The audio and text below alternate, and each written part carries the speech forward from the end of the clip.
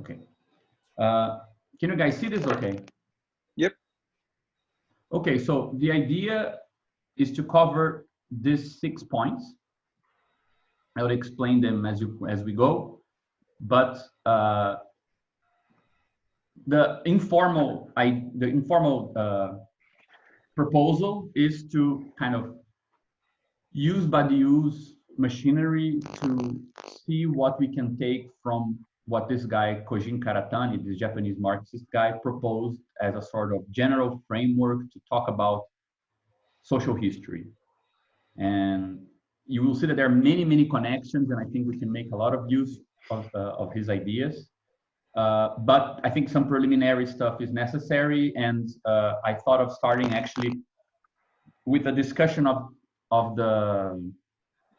This is a part of that outline that is currently as a note on our website, on the Badiou group website, and here's like three kind of points that we defined as sort of stuff we know from the previous research and stuff that is kind of missing and where we would need to go in a way.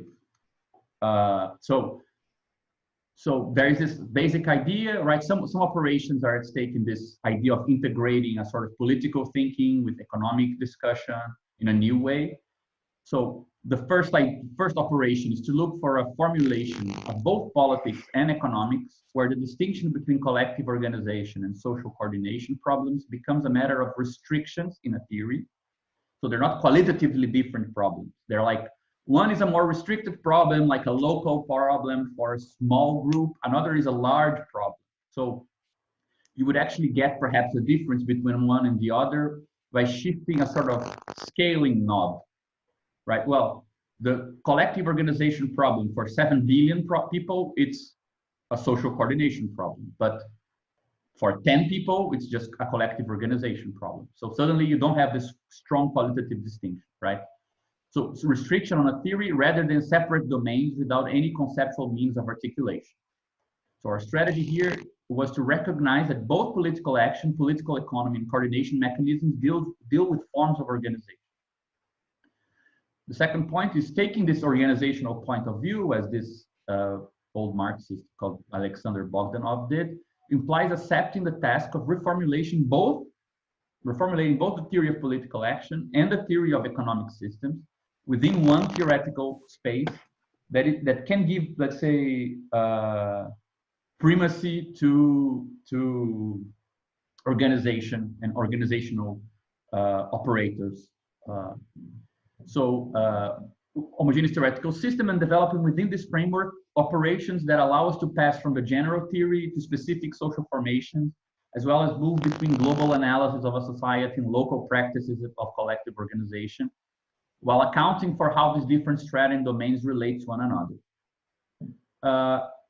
And then there's a third point, which is finding a conceptual perspective that allows for such a homogeneous treatment of both things, and choosing an adequate framework to accommodate it is not enough. We must be able to recompose what we already know of these two poles. So what we already have of a tradition of thinking politics and the problems of organization and a political action, and also what we already know in terms of how capitalist social organization is structured and things like this from political economy. We need to be able to maintain the gain from both, right? So we need to find a conceptual language that is expressive enough to give us the necessary predicates to describe economic categories such as price, value, labor, commodity, capital, but that also leaves room for definition of tactical and strategic operators such as militant work, strikes, communes, cooperation, how to design an organization, things like this, right? And I commented on this little graphic here, this little kind of diagram, just because it helps us to see that Badiou's theory is kind of too abstract, it's too general. Like we have at the lower point, we have these two separate areas, the critique of political economy in Marxism and theories of political organization, sometimes not really compatible with Marxism, but even the theory of political organization in Marxism is not so compatible with the critique of political economy anyway. So they are kind of separate.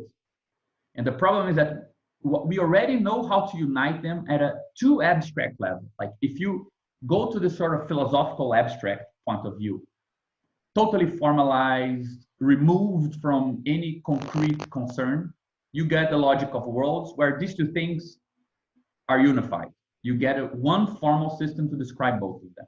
So you kind of already have what we need at this very general level, but we need it to be a bit more concrete than that, because we're not interested in any worlds, we're interested in social worlds and socially existing worlds, and not only possible social worlds that, for example, aliens could have in a different planet. So there are restrictions, right? So that's why I did this here. Like there are three operations that we need to consider. Sure, we have a theory, as I was saying, like we have a theory of structure with the theory of value, Marx, and things like this that describes social structure. And we have theories of novelty, for example, with the theory of collective organization, experimenting with new stuff. But they are disjunct. And at this very broad theory of worlds and kind of ontology and so on, we actually have a unified theory of structure and novelty. We don't need to think of those two things as absolutely incommunicable. You can actually talk about both of them together and see how they relate to each other and so on. But we're looking for this middle ground where you went down from the logics of worlds and up from both the critique of political economy and the theory of political organization. And we don't really know what this consists in, right? So I define these three arrows in this kind of way. We need a double restriction on the general theory of worlds, a restriction on structure. We're not talking about the structure of any world. We're talking about the structure of historical worlds. Hence why a book called The Structure of World History might be interesting to us. And the restriction on subject. We're not interested in a formal theory of subjectivity like Badiou offers. We want a theory that is actually immanently political, like not about what could be in a different world, but something thought with the tools that politics has meant and made by people that are actually living in this world. So we need to restrict, kind of dumb down the theory to our level. But we also need a generalization from the critique of capitalist economy, which means a transformation of value theory into a theory of a specific form of social mediation, amongst others, which opens the space for active political operators. So you need to generalize the theory of capitalist economy, but making it look like a particular case amongst other forms.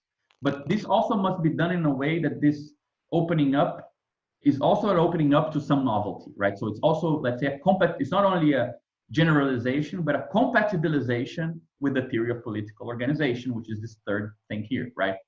So it's not a matter of simply generalizing from B to this mid space, but generalizing and making compatible, right? At the same time, the same is valid for the operation C, generalizing from the theory of political organization. So adoption of a new grammar for collective organization, compatible but not reducible to the grammar of economic coordination and planning. So it needs to also be broader than what we call political organization to include a more structural view, but it cannot be reduced then to a structural view. It still needs to keep something about experiments, novelty, navigating something unknown inside of itself, right? So that's, let's say, how we're closing into this theoretical space that we don't really know what it is, right? So the strategy for today would be first from this first operation A, would be to evaluate the validity of redeploying Karatani's theory of world history in Badiouian terms. So we want to see if adapting Badiou to Karatani and rethinking Karatani in terms closer to Badiou isn't like doing this A arrow here of lowering, restricting Badiou's machinery to a specific context. But we also want to use Karatani to fashion a more immanent language to speak of political worlds and political subjects, because we don't want to be speaking in terms of Badiou, like the philosophical categories that should apply to anything. The most complicated part about this operation is that You don't want your description of the political world, of political practice, of economic practice to be an application of a philosophical language. Like, yeah, but value is just like an atom localizing, blah, blah, blah. I mean, no, there, you need to be able to use only the terms from within this particular world, from within social worlds, and they need to be expressive on their own, right? The second thing we want to do is evaluate how the Marxian framework is transformed through its embedding in Karatani's richer description of different social formations. Because one thing that Karatani does is that he showed that there are some things that, in the way that we usually talk about social formations, that make capitalism look more unique or singular or special, or keep some teleological necessity to it, that his idea helps to dismantle a bit. And you can actually get this sort of matrix of possible social formations, and capitalism is one of them, or a certain class of them, right? But at the same time, even though this is nice, it helps with this B arrow here of helping to generalize this a bit, create a richer theory. On the other hand, sometimes he lacks detailing, sometimes the metaphors or some of the ideas themselves are not so clear sounding if you consider specific details and developments in Marxist or more general critique of political economy and contemporary political economy. So we need to be wary of not simply trusting what he has to say. And third, which concerns the third arrow here, C, to evaluate Karatani's theory of what he calls associationism from the privileged standpoint of Badiou's theory of generic procedures. Because Karatani has a theory of political novelty, which is very interesting because it's such a mixture of economy and politics. It's a theory of, let's say, economic politics, not a theory of political economy. There is an economy that is actually highly political in its consequences and different, and in the sense that implies a novelty. It's a form of exchange that implies some novelty, but it's thought with a series of philosophical presuppositions that we might not want. And I have the impression that we won't. So we want to consider what he has to say in terms of Badiou's theory of procedures, which is more sophisticated.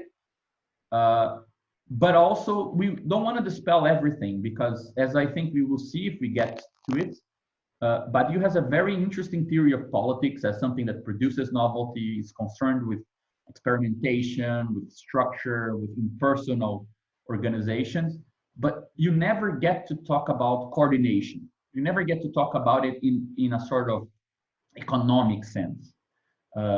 One way that I think we can think about this for the Badiou inclined is that Karatani gives a theory of relations of politics, and Badiou gives a theory of composition. So objects is with Badiou, like how do you compose new objects? He has a theory of politics for that. And Karatani is a theory it's more extrinsic. It implies that something kind of new in that other sense already happened, something like this. But we'll get to it anyway. But I think that this is a more descriptive idea of the three aims that I have in mind. I'm sure we won't be able to cover everything. One of the reasons, also having that in mind, I'm planning to skip a bunch of stuff. I have a lot of long quotes like this, but I'll just leave it so that we can go into it later on if you guys are interested. But it was also for my sake to organize some ideas. So the first thing that I think we need to do, at least it was helpful for me, was to think about, okay, but what do we mean by world?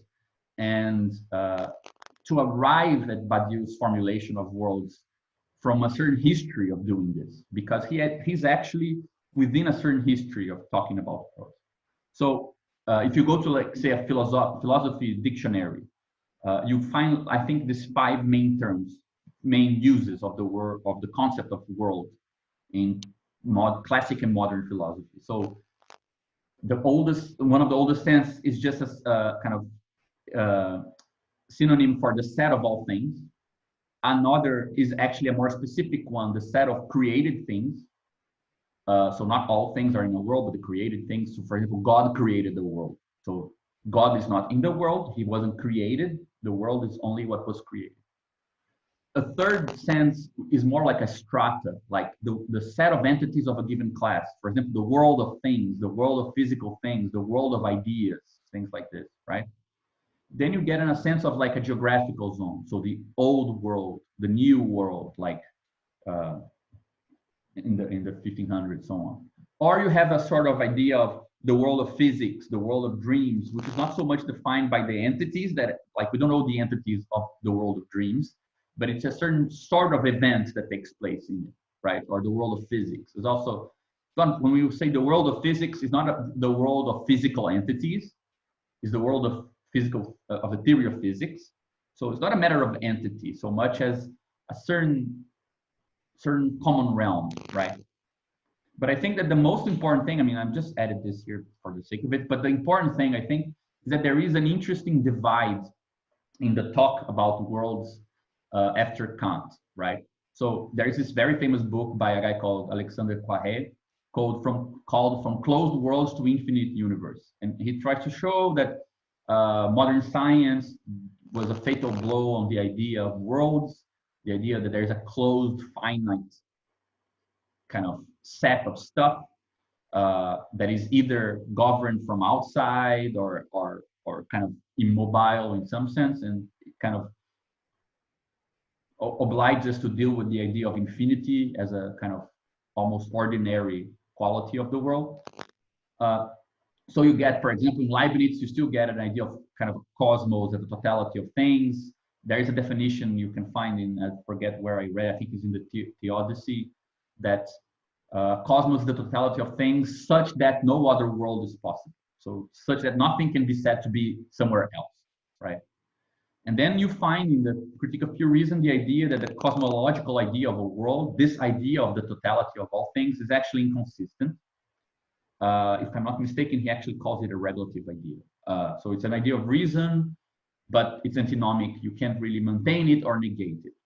And it's interesting because you get two kind of strands, I would say, of dealing with the world after this. One is subjective, which I think is the more classic treatment, which is the idea that, well, so worlds cannot be equated with totality, or in the sense of the set of total things. Worlds are localized, and you can then localize them in two ways. That's why I call it objective or subjective.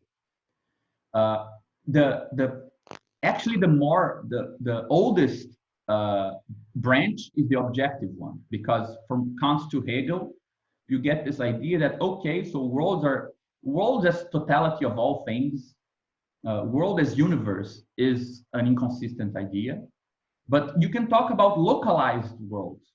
Worlds can be smaller than the universe. And that's why Hegel does world history, because it's the history of localized, consistent social spaces. And for Hegel, what operates the consistency, what guarantees the consistency of this space and gives it its dynamic is the state. So that's why there is an equation in Hegel between history, world making, or worlding, right? There being a certain closed consistency of a social space and state. Societies that have no space have no history because they cannot relate to themselves as worlds. So if you don't have laws written down, or if your laws appear to be given from a transcendental point of view, like from the gods, for Hegel, that means that you cannot experience the unity of a people as a sort of immanent transcendence, right?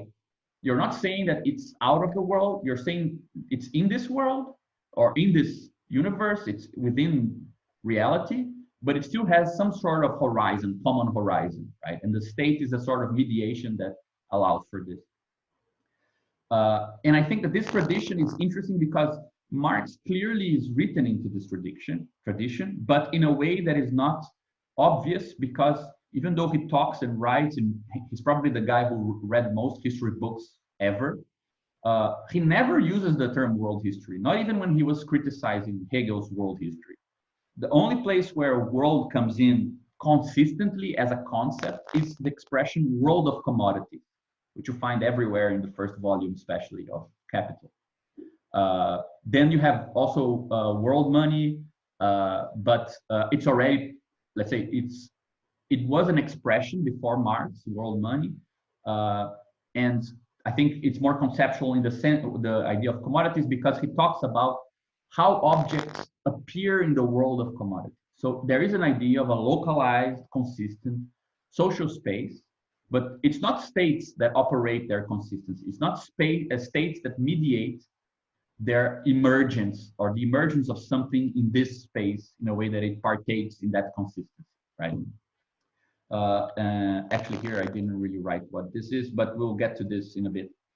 So on the other hand, you have something which is, you don't get states or value, you don't get objective out there in the world synthetic logics. You get logics that are kind of projected onto the individual. So you get, let's say, if one side of the equation stuck with the idea of worlds and kind of immanentize the transcendental, historicize transcendental, put them in the world, there is, let's say, the other version, which is, we'll take this inconsistency of the idea of worlds to mean that we need, let's say, a non-rational grounding of our experience of the world.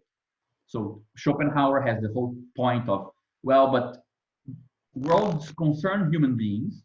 The world is for me, but the world is for me not in a rational sense. It's not reason, understanding, and imagination that organizes. There is something that is a different order, non-rational order, something like this. And there is a long tradition in phenomenology that deals with worlds mostly with regards to ourselves or individual or the I or something like this as the synthetic place, right? So place is the subject at the center of the idea of the world. So, but this is not necessary, as I want to show, as I'm trying to show you, right?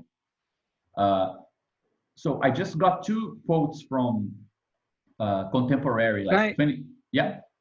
Can I ask a question really quick about, can you go back? Yeah, about what's the difference between the world of commodities and the world economy for Marx? Is the world of commodities something more like, I guess, like more localized, like a local economy, for example, where the world economy is sort of like all, yeah, world economy is not a term commodities from Marx, though. This is actually, I didn't, this I just copied and pasted, and it wasn't supposed to be like this, because okay. This is what I want to show now, because in the 1950s there was this theory called world systems theory, and it's kind of there. It has two origins, and this guy is actually the big originator of it. And you can see that he begins. He's a historian, a very interesting historian, because he wasn't concerned with history in the sense of, let's say, the sequence of events that happen at a sort of chronological line. Brodel was interested in the idea that different scales of society, so small communities develop with a very quick dynamic. They change very quickly, but big social compounds like an empire, a region, it has a different temporality, right? And he wanted to elucidate what he called this long duration history. And I love this quote just because he makes a distinction between world economy and world economy with a hyphen, right? So you see, he calls the world economy is an expression applied to the whole world. It corresponds, as Sismondi, which is a famous historian, says, to the market of the universe, to the human race, or that part of the human race which is engaged in trade and which today, in a sense, makes up a single market. So world economy is separated like this. It's simply the set of all markets, of all communicable markets, right? In a certain sense, the world of commodities, if you count all fragments of markets where commodities are consistent, right? But world economy with a hyphen only concerns a fragment of the world, an economically autonomous section of the planet able to provide for most of its own needs, a section to which its internal links and exchanges give a certain organic unity. So the unity here is not the unity exclusively of commodity exchange, is the unity given by its internal links and exchanges, which can be of several sorts. So we will see that it's actually, let's say, a weird kind of patching up of a lot of stuff that guarantees this sort of broad unity or coherence, right? He gives some some properties to it, like world economies have boundaries, so they have a certain identity. You can talk about a space like the Mediterranean was a world economy in the 1600s, for example. For him, they had a center, like a city, or they can shift around, but there are points to which that unity and that identity are more intense than others. So you can talk about a city at the margin of a world economy as kind of being inside of the world economy, whereas like a central city, you know, a very important city is clearly very identified with it, right? And there is a hierarchy. It's a sum of individual economies, very different. They can be quite heterogeneous between them. There's divisions of labor, developed and undevelopment, and things like this. So there's a sort of gradient or a gradation of social formations inside of it. And what gives world economy as a hyphenated term its sense, it's because economy and a certain practice of exchange will give a unity to things that are different amongst each other.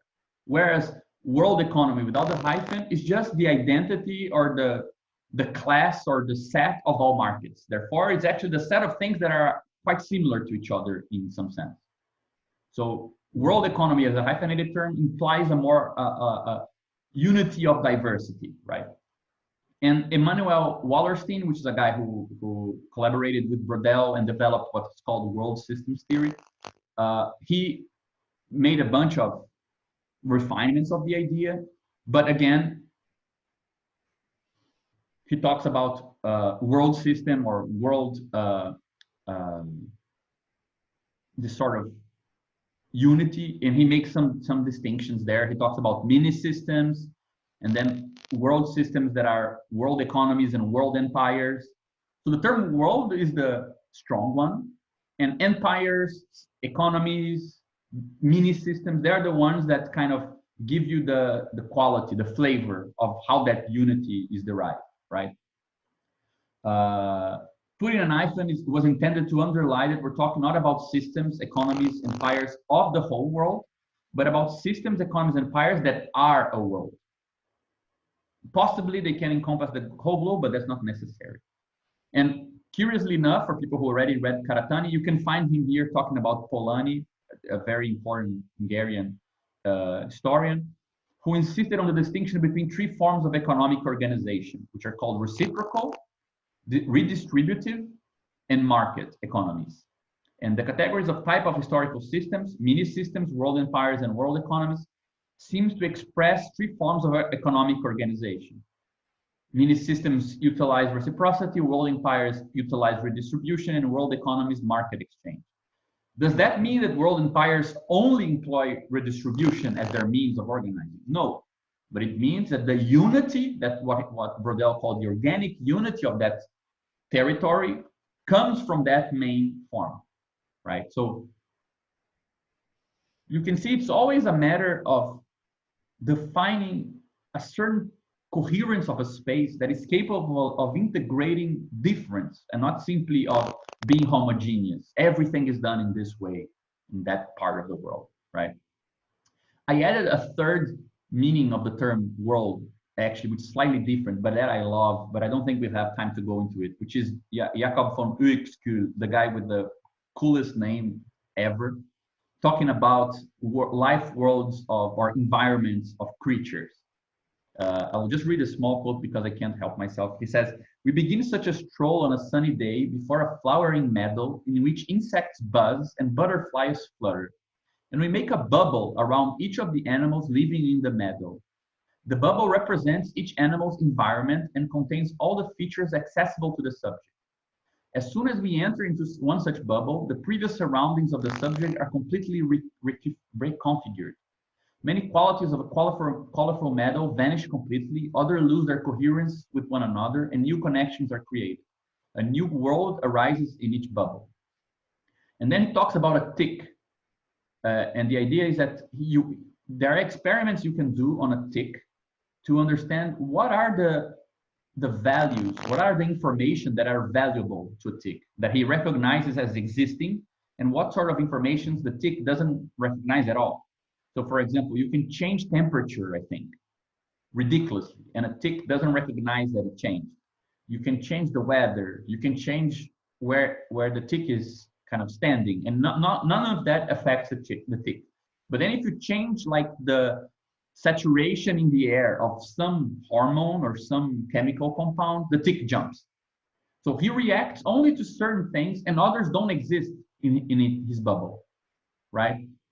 So he says the whole rich world surrounding the tick is constricted and transformed into an impoverished structure that, most important of all, consists only of 3 features and 3 effect marks. That's, let's say, the totality of the tick's environment. But the poverty of this environment is needful for certainty of action, and certainty is more important than riches. So it's precisely because the world only has those signals as relevant for the tick that the tick is so consistent in being able to survive. Had the tick to have a mechanism to distinguish between relevant and irrelevant information, all information appears and he has to kind of select amongst them, the probability of his survival will be much lower. So it's not poverty in any moral or degrading sense. On the contrary, it's the idea that constraints are increasing certainty of action, right? This is I saw yesterday a similar actually a similar thing from Kuhn, that in his second book on scientific revolutions, he changed to, rather than comparing it to like a mutation, which is sort of something that happens like spontaneously and I guess like leads to new possibilities, he thought of it in terms of speciation, which is basically like the restriction of mates. And it's actually the restriction of possible mates that like allowed for more specialization in evolution of animals. That's very interesting. I think it's a similar point. I just wanted to bring it up. I'm not going to go into the rest of the quote, but just to give that feeling of a certain kind of trend. And I would put, even though Heidegger used Uxku and many other phenomenologists were interested, I would put him on the side of the objective phenomenologists, because he's not saying you need to be the tick to know the world of the tick. You actually learn about the tick by learning about the world of the tick. So the world has precedence over the subject, and the world is objective. I mean, it's actually a certain class of effective information and relevant constraints, right? A certain covering of space and a certain coarse-grained, a certain kind of restriction of what counts and what doesn't, right? And I mean, he goes very far with this, and it's very beautiful the way that he talks about time. For example, the way that time passes for the tick, you can derive that certain units of time are not relevant for that particular world. A world where events are a function of waiting for a certain smell or a certain chemical to be present, and then for a certain chemical to be present, it's gonna take a long time. But and then you move and things like this. It says, well, this gives rise to a different theory of time that is relevant to this space. And I just added this third here. I'm not gonna go into it, but just because he uses the same metaphor of the restaurant and the gourmet guy. So we're not alone in that. Yeah. Anyway, so I developed like principles of objective phenomenology. So the special theory of worlds, special theory of objective worlds, affirms 3 things, but it's not such a general one, for example, as Badiou's proposal. The special ones affirms the existence of spaces that are more intelligible from other perspectives than that of our individual standpoint. So I think that's the principal thing about objective phenomenology, which is to say, things can appear, I mean, it might be the case that things appear more intelligible for something else and not for me. Second, you attach the consistency of these spaces to contingent and material conditions. So for example, when you talk about the world of the tick, you're saying that that world makes sense for the tick, not for you. That's point 1. Second, you're saying that this is not like comes from nowhere. You're saying that this is conditioned on contingent and material qualities of the tick and of the space. So evolution and other aspects will condition how it is that the tick can come to react to some chemical, but not to something else and things like this. So it's not totally removed from the world. But the very fact that you share some material condition with this world that is not for you allows for the third point, which is there are means to probe into the forms of this space via a mixture of data and transcendental analysis. So, for example, you can learn about the world of bees by doing stuff with bees and their environment. So you can actually get some observable data based on how they behave, if something is present or is not, if the environment is this or that way.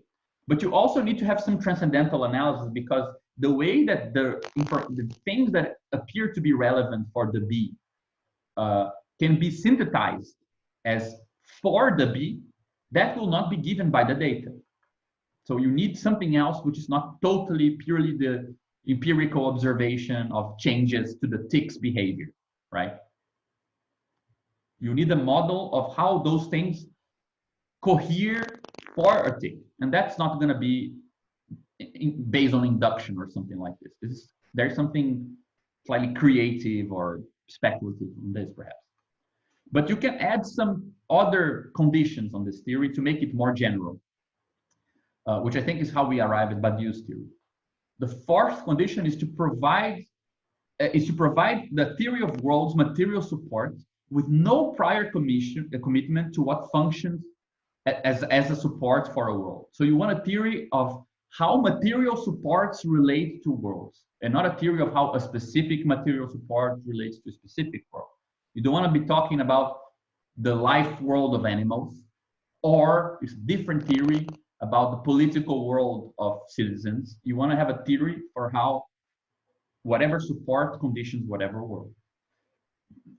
You also want a theory to think, you want to generalize this so that the intelligibility and the coherence of a world doesn't require you to have some sort of theory of a particular consistency. So things can only consist if they appear in such and such a way. You want to be more flexible with what counts as this internal coherence.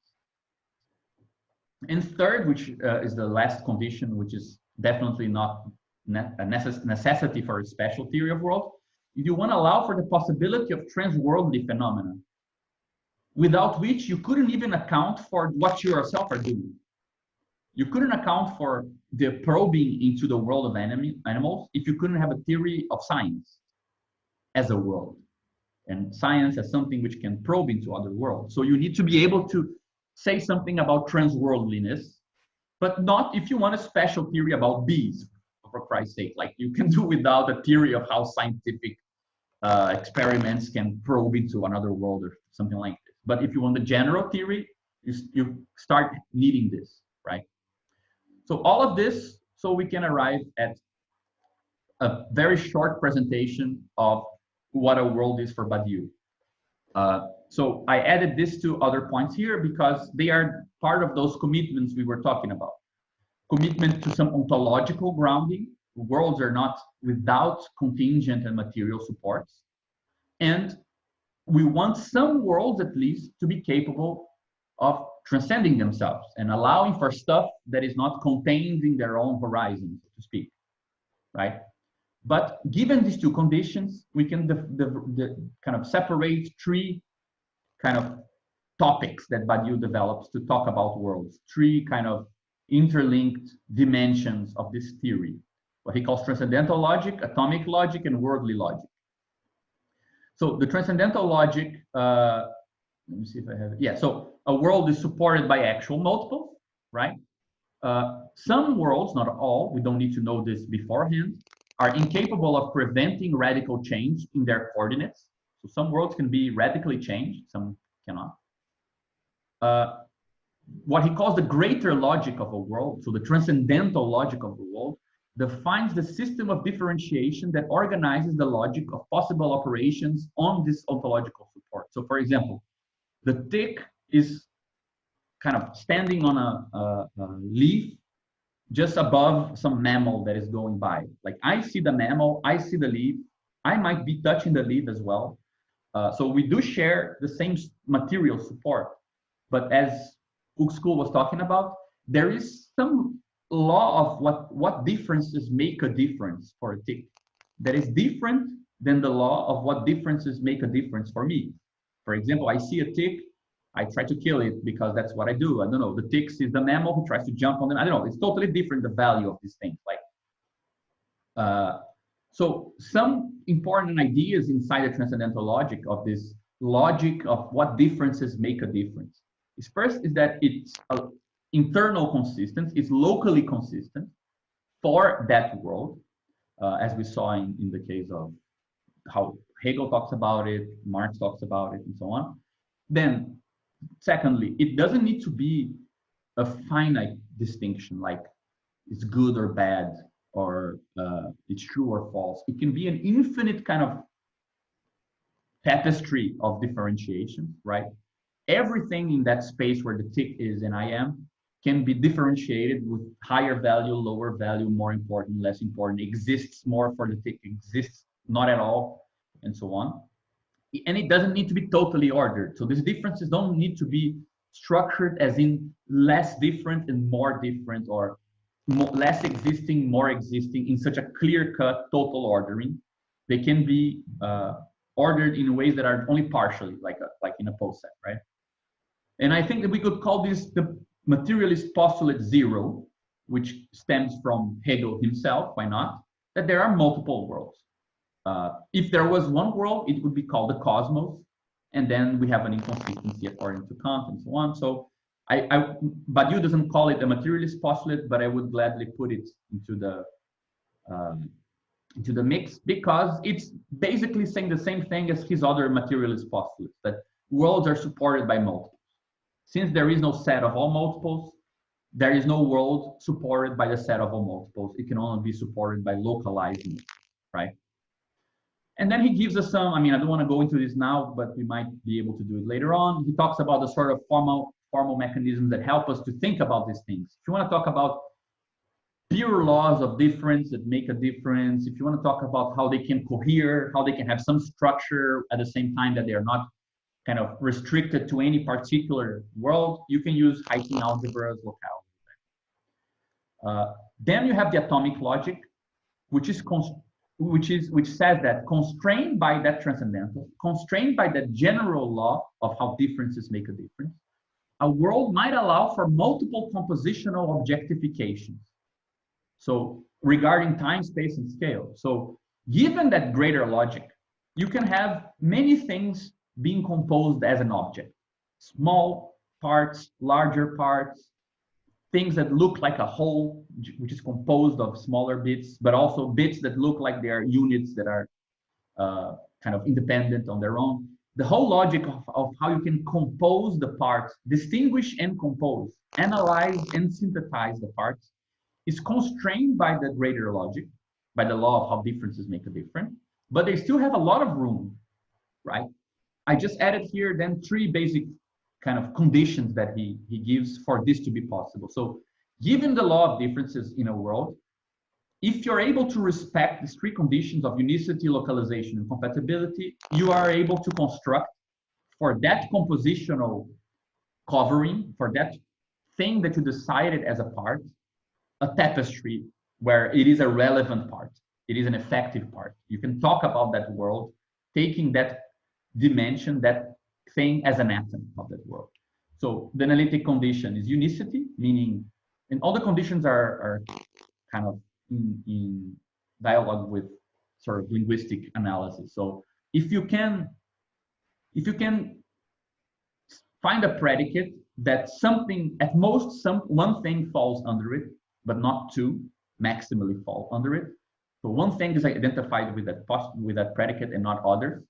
But at the same time, that once that thing was identified, you can localize other things in relation to that in such a way that you form a sort of homogeneous network.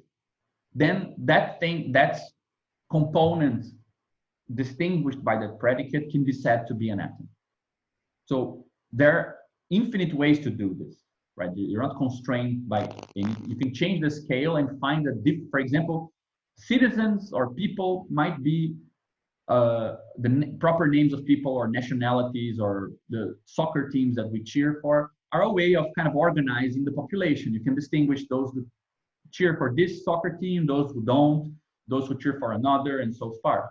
But at a different scale, like international law, you can treat those same people as a nation.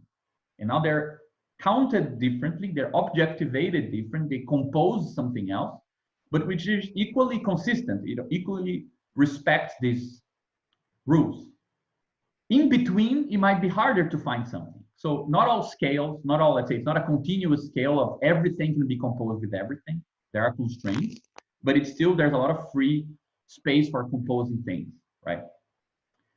And his postulate here says, you can compose things any way you want in a world, as long as it's constrained by the transcendental, respects the law of differentiation in that space, and as long as there is some multiple supporting that. Ultimately, you're counting something that has a being, right?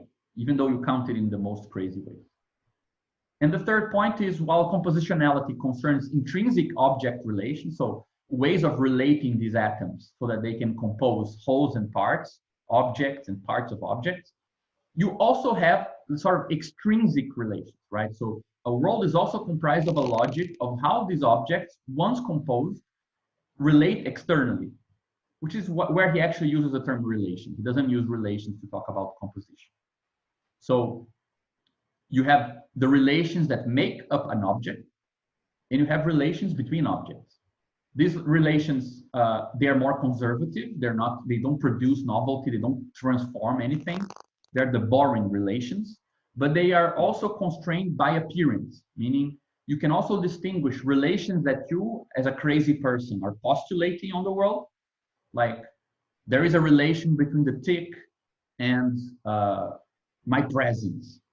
But there are relations that actually appear in the world. So some of these relations, they actually have objective supports in the world, and they appear for the world and not only for me as an interpretation. So Badiou helps to make that distinction. Relations also appear, and they have conditions, which is they need to respect the atomic logic and respect the transcendental logic. And that allows them to appear in a world where other relations might be imputed in a world, but have no actual existence in a world. So for him, relations exist, but they are constrained by something to exist, right? Finally, we will get back to this, but one way that I think it's nice to think about this is to talk about, imagine this general theory of general structure of differentiation, defining certain coverings of space, right? They define ways in which you might relevantly compose that space. So you have here this kind of general rule, and you can imagine that given a certain multiple, which has a lot of stuff inside of it, this sort of covering, binding these two things together, and then this sort of covering and this sort of covering, it actually respects that compositional law we were talking about. And this can be localized on this, and these things are compatible. This is a way of covering this space, right? There might be other ways of doing it that are also permitted by this world, like, for example, this way of doing it, and then this way here. And this also obtains for the other relations, but other ways might not, right? And I think that one thing that we've been talking about that is nice in the Badiou group is that we can also use this to talk about form and matter. The idea of that once you define a certain covering, you define what counts as local and what counts as global. I think it's a bit clearer from this example, right? You have this stuff, and if this is what counts as a part, you know the whole is composed of this sort of part. So if now this is a part, then a whole has some basic structure that's coherent with that. But it also gives you a nice way of arriving at a difference between form and matter.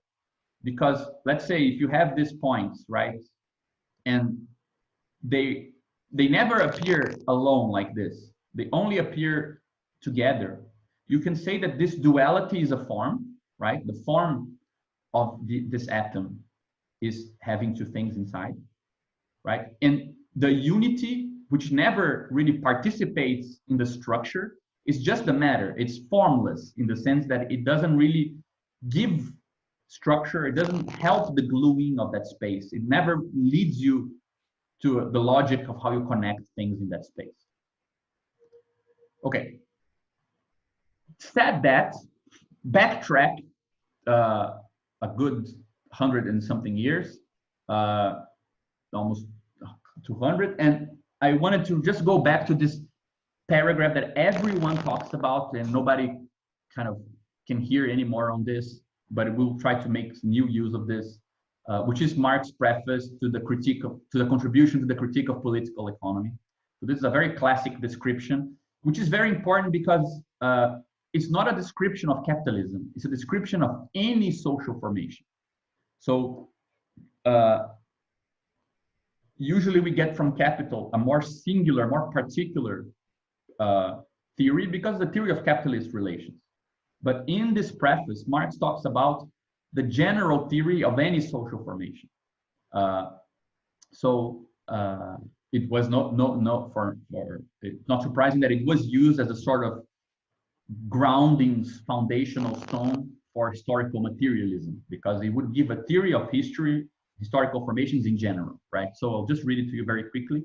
He says, in the social production of their existence, men inevitably enter into definite relations which are independent of their will, namely relations of production appropriate to a given stage in the development of their material forces of production. So right here you can see Marx is an objective phenomenologist of worlds, because men enter into relations which are independent of their will, right?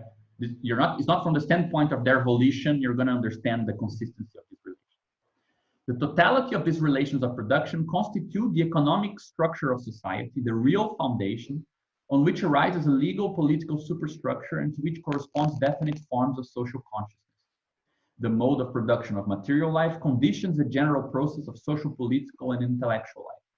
It is not the consciousness of men that determines their existence, but their social existence that determines their consciousness. At a certain stage of development, the material productive forces of society come into conflict with the existing relations of production, or this merely expresses the same thing in legal terms, with the property relations within the framework of which they have operated hitherto. From forms of development of productive forces, these relations turn into their fetters. Then begins an era of social revolution. The change in the economic foundation leads sooner or later to the transformation of the whole immense superstructure. Then he talks about, this is important. He says, in studying such transformations, it's always necessary to distinguish between material transformation of economic conditions, which can be determined through natural science, and the legal, political, religious, artistic, or philosophic, in short, ideological forms in which men become conscious of this conflict and fight it out. So you see, he actually has a natural science would have the means to probe into the consistency of a social formation, right? Not to be expressed from inside of it, but from the outside in a way. And then he says, just as one does not judge an individual by what he thinks about himself, so one cannot judge such a period of transformation by its consciousness. But on the contrary, this consciousness must be explained from the contradictions of material life. Anyway, I'm not going to go into the details of this. I love this last sentence here. Mankind inevitably sets itself only such tasks as it's able to solve, which I find very hermetic. But anyway, so this is the way that I think we can write down the basis of the, let's say, the machine that he's proposed, right? Material forces of production are related to relations of production. And the two things form the economic conditions, or he called the economic base, right? Then you have what he calls legal and political superstructure, and what he calls forms of social consciousness. And he kind of distinguishes the four, I think. I mean, the distinction between these two is classic in Marxism: forces of production, relations of production.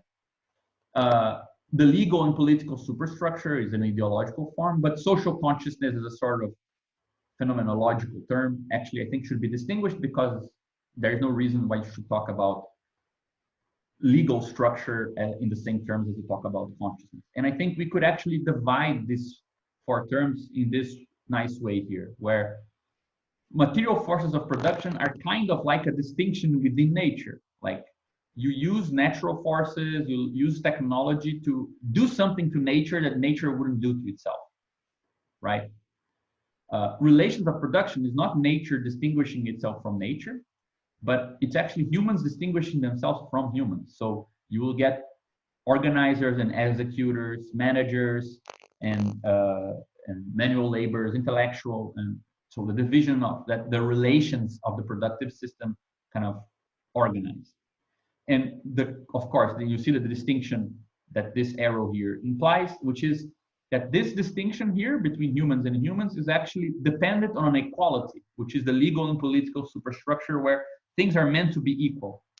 So, for example, property relations put all buyers and sellers in the same equal footing, even though in the relations of production, people who are selling their labor are in an uneven position with those who are buying it.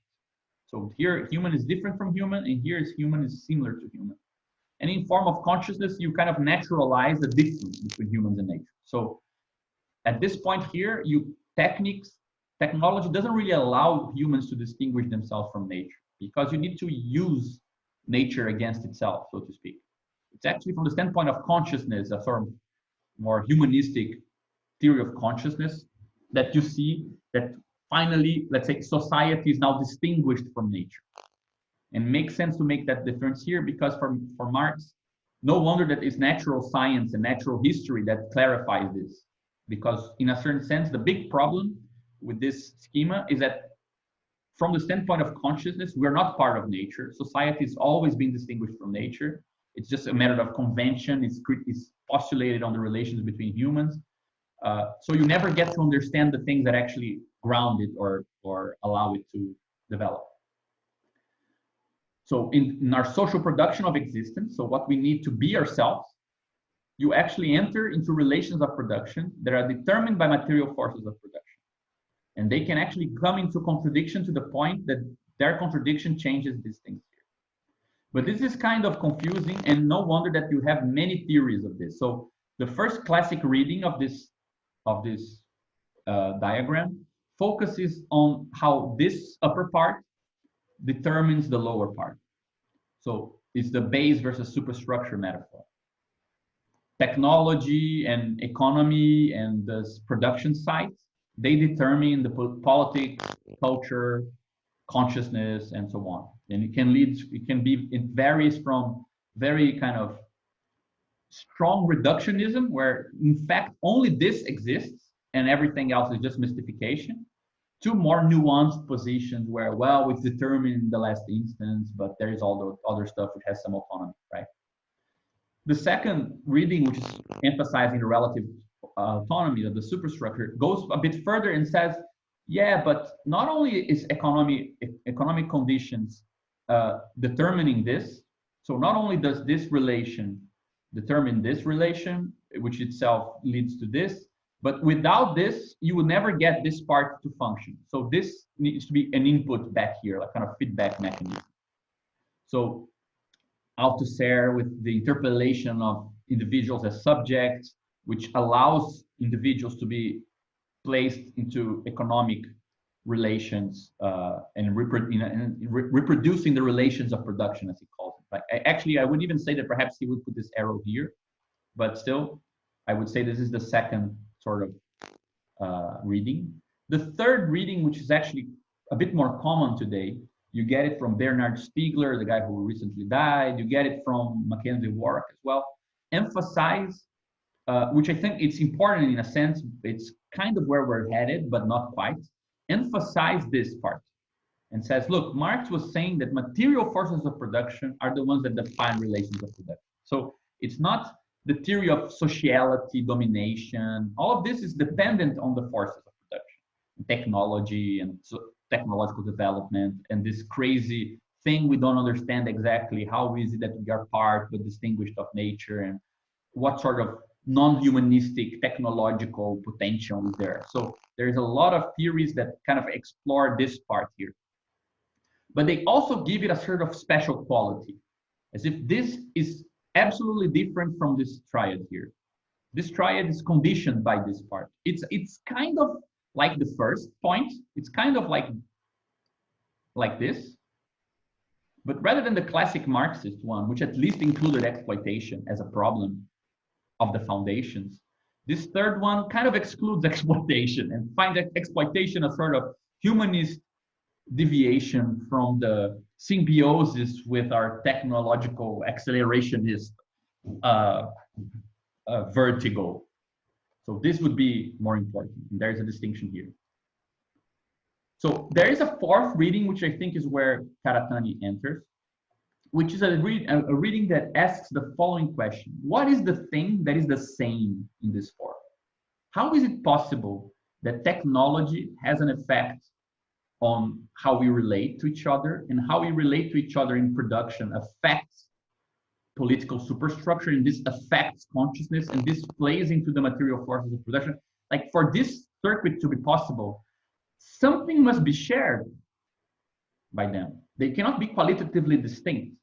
And this is a reading that tends to start from one simple point, which is labor is a form of organization. So rather than treat this as organization, which is clear, this is also organization, which is clear. This here, social consciousness, it's harder to understand as an organization, but still you can understand it as social relation, right? This is the one that is hard to understand as social relation or as theory of organization. So this is where, you know, my personal hero, Bogdanov, that's where he starts. He starts by saying all human activities are essentially either organizational or de-organizational. This means that human activity, be it technical, socially cognitive, or aesthetic, may be regarded as the material of organizational experience and investigated from the organizational point of view. Most often the term to organize is used when somebody is speaking about people, their labor, their efforts, to organize an enterprise, organize an army, and so on. But if we were to cast a closer eye over one of these cases, say the most typical, the organization of an enterprise, we would immediately find that even there, the concept of organization covers wider territory than just human activity. So I don't know why Bruno Latour is thought to be a novel thing. I mean, you already had everything already in this guy. And he says, the organizer of an enterprise collects people and combines their labor actions. In many cases, these actions may be replaced by the work of mechanisms. When a mechanism is introduced, the task of the organizers becomes to coordinate. So the organized entities are comprised of both living and non-living activities, right? Let me see if there's something else crucial here. Anyway, technical instruments extend bodily organs, the organizing elements of working power. So there is no reason for him why you should not use the term organization to talk about labor. Labor ultimately is reorganizing matter, right? Let me see if there's a literal quote here. He says,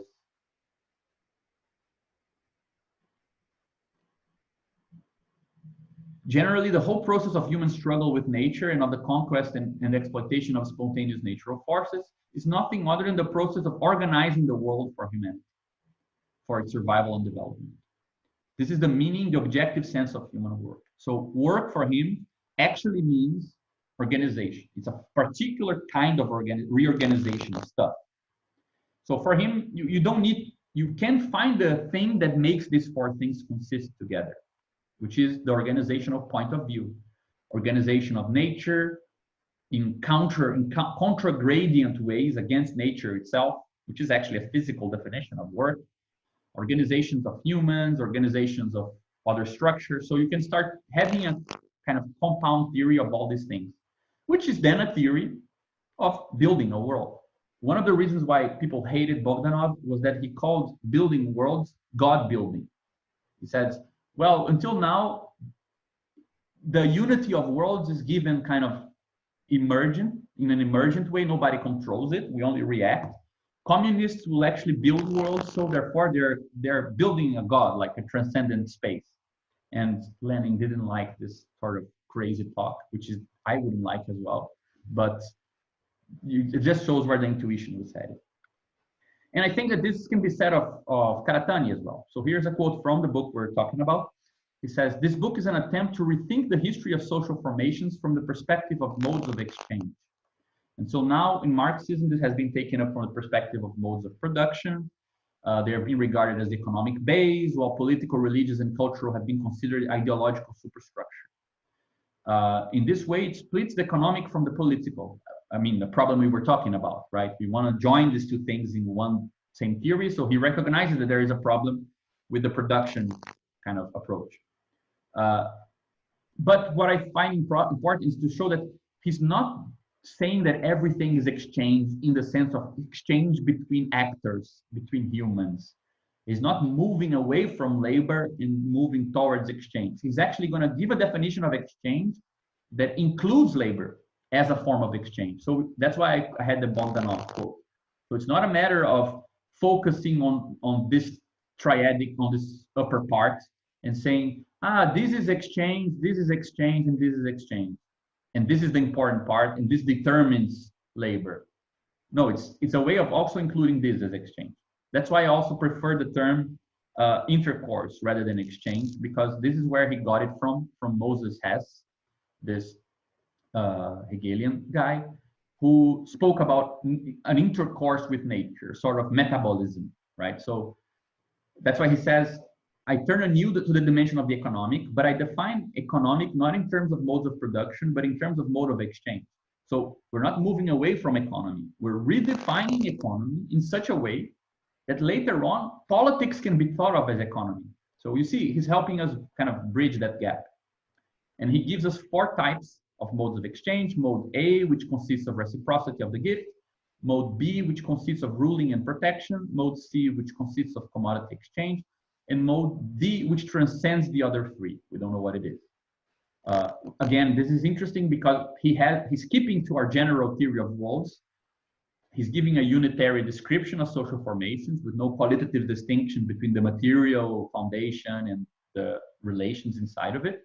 But he's also keeping space inside of it for something new, something which transcends the other 3, but we don't know what it is, right? And so he says, however, it's not necessarily a departure from Marx. I'm taking exchange in a broad sense. Just as early Marx used the concept of intercourse as the relation of man and nature, right? A metabolism or material exchange. It's not a matter of exchange as we already from capitalism retroacting think about commodity owners exchanging objects. It's not about that, right? A third option for thinking about this 4th reading, I would say, is Badiou, and I very boldly claim that we can talk about composition as forces of production. After all, composition creates new objects out of stuff that is conserved, right? Relations, the theory of worldly logic is a theory of relations between already constituted objects. The theory of property, the legal theory, is, lo and behold, the theory of properties, meaning a predicate space, how you can talk about and distinguish stuff that was defined by this economy of a world, right? And all of this constrains the sort of experience you can have of that world. So this even applies to the tick, if you want, right? The whole richness of the world is constrained to localize existences only in a certain way. So the chemical presence, the coldness of a certain, only some degrees are relevant in the world of the tick and so on. But once those things are composed according to that law of difference, those things can be present or absent, they can be constant, they can be near, they can be far, without stopping being what they are. So the relations between these objects. And there are ways of speaking about this that make sense and ways that don't. And this constrains the experience of the tick, right? And we can learn something about the experience of the tick by looking at these 3 things. So in a certain sense, we could say Badiou is just kind of formalizing this idea from Marx. It at least makes sense, I think, to join them together. And again, as Karatani and as Bogdanov, the logic, the formal theory of this, and this, they are all homogeneous. This is just one theory. So you don't have a theory of this that is separate from this. You don't need to imply in your phenomenology that there is something totally distinct going on at each one of these things. You can talk about their shared consistency and how if you change this, you need to change this. If you change this, you need to change this, and so on, right? So that said, we arrive at the description. I mean, I'm not sure how detailed we should go into this, but the description of the 4 different modes of intercourse that Karatani talks about.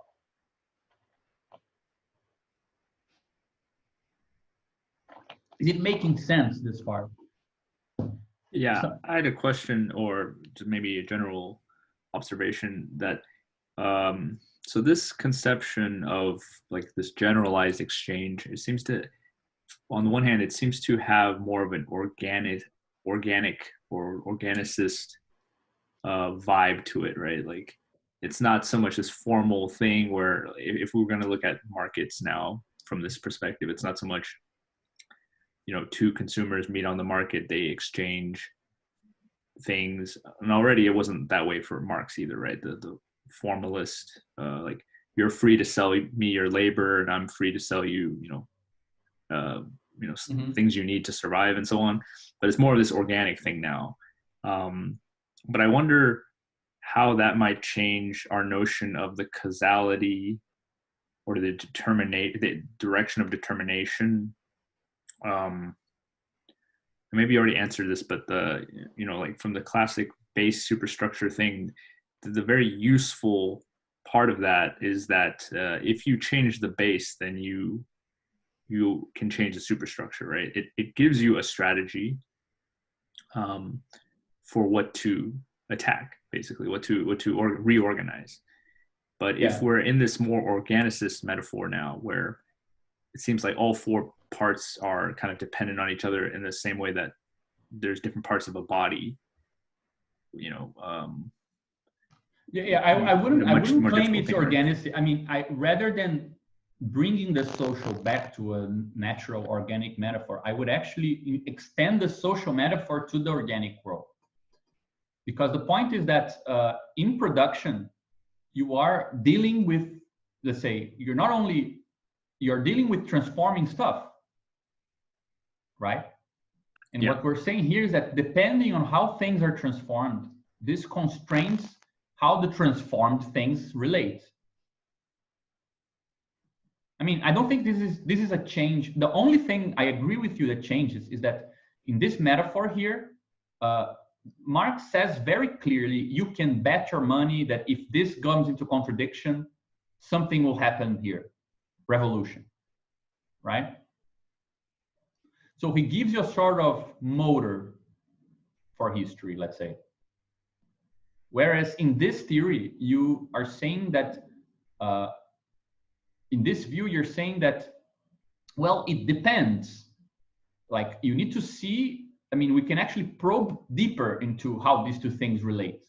Why are they in the contradiction? Like why can one thing even affect the other, right? What needs to change in the material forces of production that is not simply gonna maintain the relations of production, but actually challenge them? So I wouldn't call it like a shift in perspective so much as a kind of a detailing, right? Why is it that some ways of composing things change the relations of production and some don't? We just want to have more terms to talk about this. I don't think it's organicist in the sense that now we are focused on the relation with nature, especially because it's hard to say what is left of the concept of nature if you're talking about this, like kind of opening up the black box of the technical. This is where the technical part and technological part is going on, right? The actual structure of how we produce things and how the productive site is organized and how we actually get to produce new stuff, right? This is the form of how we do that, right? Or the way that the things being produced here are then put into relations, be them people or things. It's very much similar. It's very similar to the way that we usually talk about it. The only thing that changes, I mean, and you can still say that the economy has a prevalence, like in the case of Badiou, wouldn't you say that the atomic composition has prevalence over the worldly logic? Right? Yeah. And that's changing something inside the atom and being able to come up with new atoms actually changes the worldly logic, changes how the language of the world, right? And also changes, let's say, how you can experience it. But it's just that we have a finer language to talk about this, where you don't have, let's say, qualitative breaks between, for example, politics is here and economy is here, and this is of quality 1, this is of quality 2. So that's why we're theoretically broken. Like we cannot really think these two issues together. So it's not a matter of dissolving one thing in the other, but having a set of tools that allows us to talk about the whole process, right? But also, you see, and also it's not only that, but we also want a way to talk about the transcendental of a world, meaning what Karatani is doing is trying to find a perspective of what begets this structure, right? So given certain material forces of production, some relations of production, and so on, this has a certain feel to it, a certain vibe, a certain horizon, right? That horizon is not reducible to any empiric stuff. So you need to be able to look at the whole thing at once somehow to be able to talk about the general gist of it, right? So, for example, this is what I call Karatani himself calls it his transcendental critique. He says, I'm not trying to write a sort of world history that is ordinarily taken by historians. I'm aiming a transcendental critique of the relationship between the various basic modes of exchange. And not only that, but he wants to explicate the three great shifts that had occurred in world history and set us on the trail for a fourth. So he needs to do this in a way that you can see the whole, but also leave space for something else, right? And I understand that transcendental critique means accomplishing all these things at once. He wants to talk about how the forms of intercourse build social space. So what the sociality, this interiority of a world is built by these forms of intercourse. And I think I actually separate here. Sorry, yeah. Second, the connection between these modes is effective if it allows for that space to be consistent. So we're going to be looking at how these different modes of organization, of intercourse, and so on relate to one another. And our point of view is asking, does it make it consist or not? Does it allow it to spread or not, right? This transcendental analysis also correlates to a certain order structure in the world. What is important, what is less visible. So for example, in the world organized by reciprocity, family ties are very visible and commerce is almost invisible, right? And the state is actually inexistent. Whereas in capitalism, families are almost invisible. Corporations are more visible and things. So you have a certain ordering structure of existence that you want to be able to, locally, you want to see it, look at the data. But if you don't have a sort of transcendental analysis of this sort of broad space of differentiation, you can't really know what to do with the data, right? Also, we want to be able to determine what counts as economic rather than accept a transhistorical definition of economy. So in a certain sense, remember when we were talking about Badiou and I said, there is a way of talking about this where the atomic logic defines what is a form or what is a matter, right? How, let's say, you can even talk about how some material goes through a transformation and acquires a different form. But for example, if you had a piece of wood and it became a lamp, it's still made of wood, right? So there is actually a cut under which what didn't need to be changed, it remained wood, and what counts as a transformation. So there is in certain worlds, things, or in certain processes, some things count as transformation and some things don't. So some things count as force of transformation and some things are preserved or ways of conservation. So the general form of a world defines what counts as a force and what counts as relations. So depending on how things are organized in a world, economy is one thing or another. That's also why we want to backtrack. A theory of labor rather than a theory of organization, when we try to think about forces of production, implies that you're always looking at economy by looking at human effort in any society. And that's not true. For example, in a lot of tribal societies, men did a lot of vacuous effort just as a part of ritual because they were previously hunter-gatherers and now they have nothing to do, while women are actually the producers in that society and they're just doing the necessary, but there's a huge kind of expenditure of effort by the part of the men that has absolutely no economic import. So you can really know about the law of value and the law, even the structure of production in a world, simply by looking at a sort of transhistorical index. You want to be able to derive not only what counts as value in a world, but what counts as labor. That's what I think we gain. We can start asking what counts as labor in a world. For example, in our world, the sort of digestive effort that cows make when they turn grass into milk is not labor, even though you sell the milk later on. The cost of the cow, the cost of including a living being into the production cycle is determined in terms of objects, not in terms of labor. But you could imagine a society where cows chewing and ruminating is actually labor. Why not? Right, the time and things like this could go into the calculus, or they would make a difference, right? So, and we want finally that our transcendental critique allow that a social world might be unable to prevent the construction of a different transcendental. So it's part of what he says here, right? We want to be on the trail of a big new shift.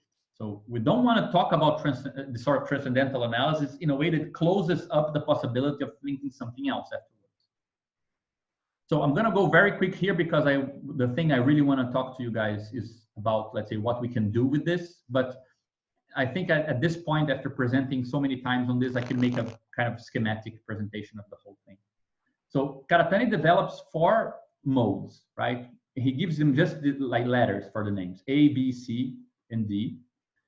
D has a slightly different function in his presentation, but for him, social formations are imbrications between these. There is no such thing as social formation A.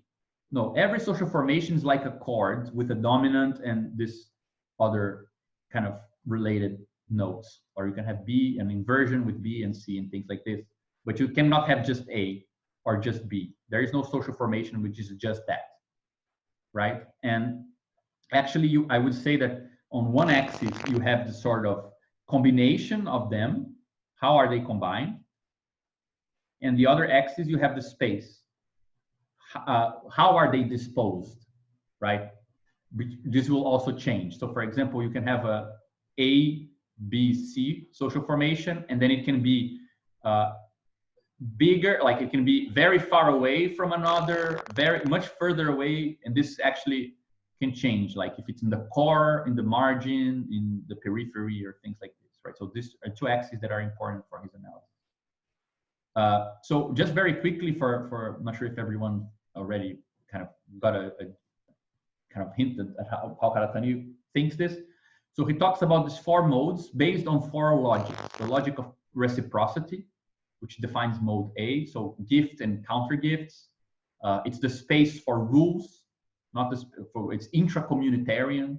The power, the main form of power in reciprocity is the how, is an example of the how, but it's this sort of is a sort of compulsory nature of giving, right? If I give you something, you're kind of obliged to give me back.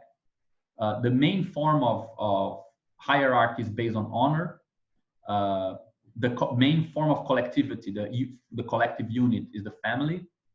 Under capitalism, this sort of logic reappears as the logic of a nation.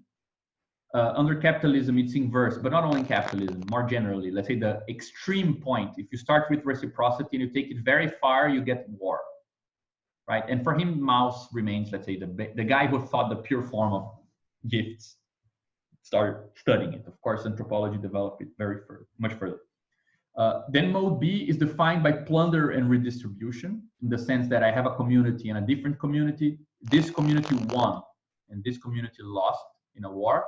I take from it and then I redistribute. Like taxes are based on this, right? But all sorts of taxation and violent plundering can be like I also take from this one and redistribute to it. So you can get kind of averages where I took a bit from this because they're poor. I took a lot from this. When I redistribute it, these guys get a bit more and this get a bit less.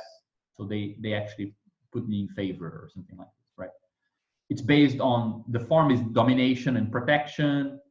The type of order is no longer the rule based on a community, but the laws that are already meant to depersonalize and decommunity and remove the basis of law, the basis of rules or order from a community. Its main form of power is the monopoly of violence. Hierarchy here is very much based on status. The social unit is the city. Under capitalism, this gives us the state. If you take the logic of the social pact, right, of the contract, which is for him also another way of talking about what's going on here, you can say also the contract. If you take the contract, the social pact very far, you get revolution, which is a sort of negation of a social pact, right? And for him, Hobbes remains the greater, let's say, the guy who thought about the pure form of this logic first. Then mode C is the basis on commodity exchange. Its basic form is commodity in the value form.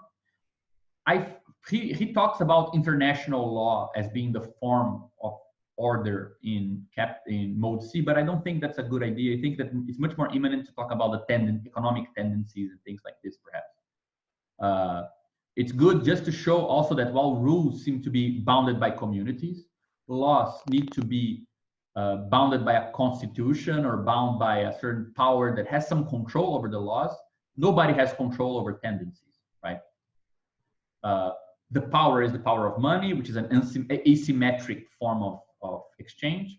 It creates the hierarchy of classes, which are divided by how they're positioned with regards to means of production and so on. The collective unit is neither family nor cities, but markets. In capitalism, this gives rise to capital. And capital taken very far away, like to the extreme, actually creates a crisis. But both wars are not negations, like they're unstable forms, but not, or negative forms, but not interruptions or breaks. A war doesn't break with reciprocity in the same way that revolutions don't really break with contracts or with the logic of contracts, and crises don't break with the law or with the consistency of commodity exchange, right? And for him, Marx is the main thinker of this mode. It's important to say that for him, these guys were able to think about all of this because they negated the others. Like they tried to abstract from other modes and only look at the internal logic of one of them, which also makes them not that good analysts of reality, because if reality is like you have the three modes like this, right? When you abstract from both of them and only think C, you do think the logic of it very well, but you look at reality and things are much messier and they seem like you're not very good at it, or it seems like you're missing out on something. But it's, let's say, an abstraction that is necessary to be able to arrive at the autonomous logic.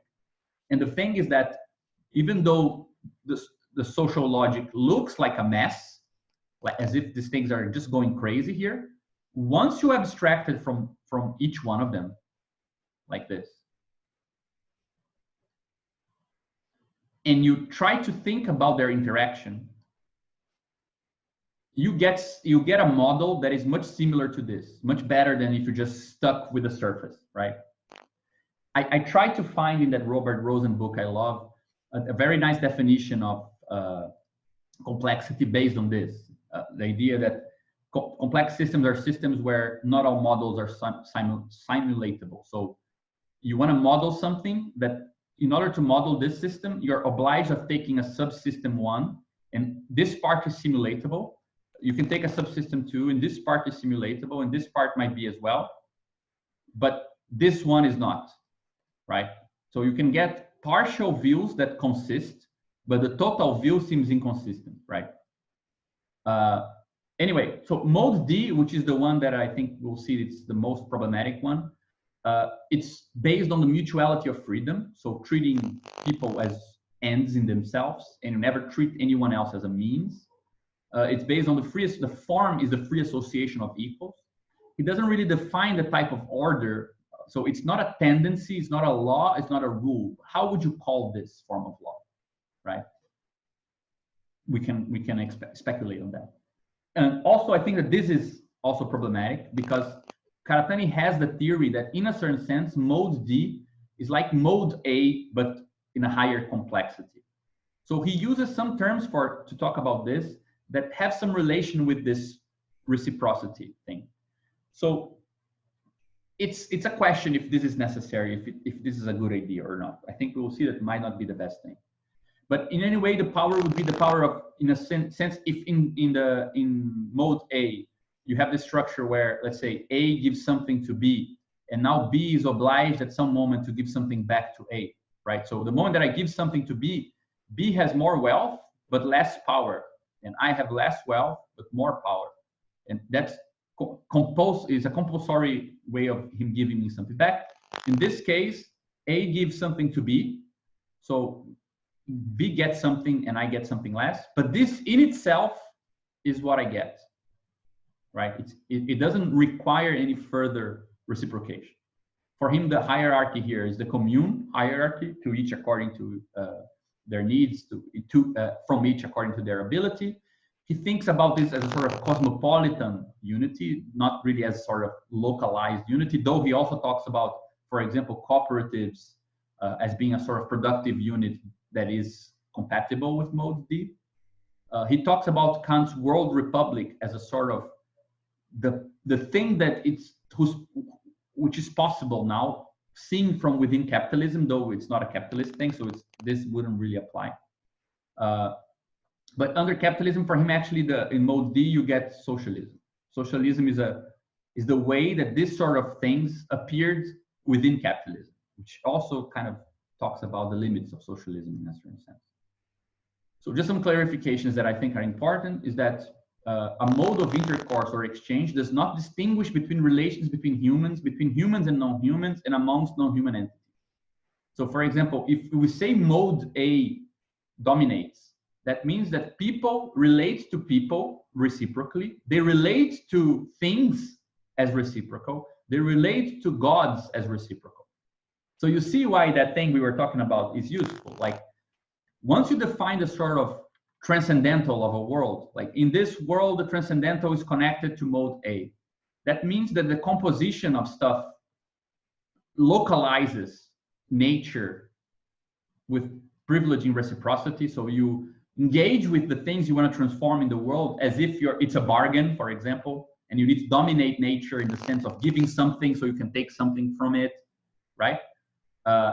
Relations are then also localized on A. The languages will also privilege it. Consciousness will also privilege it. But now, these things remain distinct. You can still call this the economic base, and this the ideological superstructure if you want, but you learn something else by paying attention to this common background, this transcendental background, right?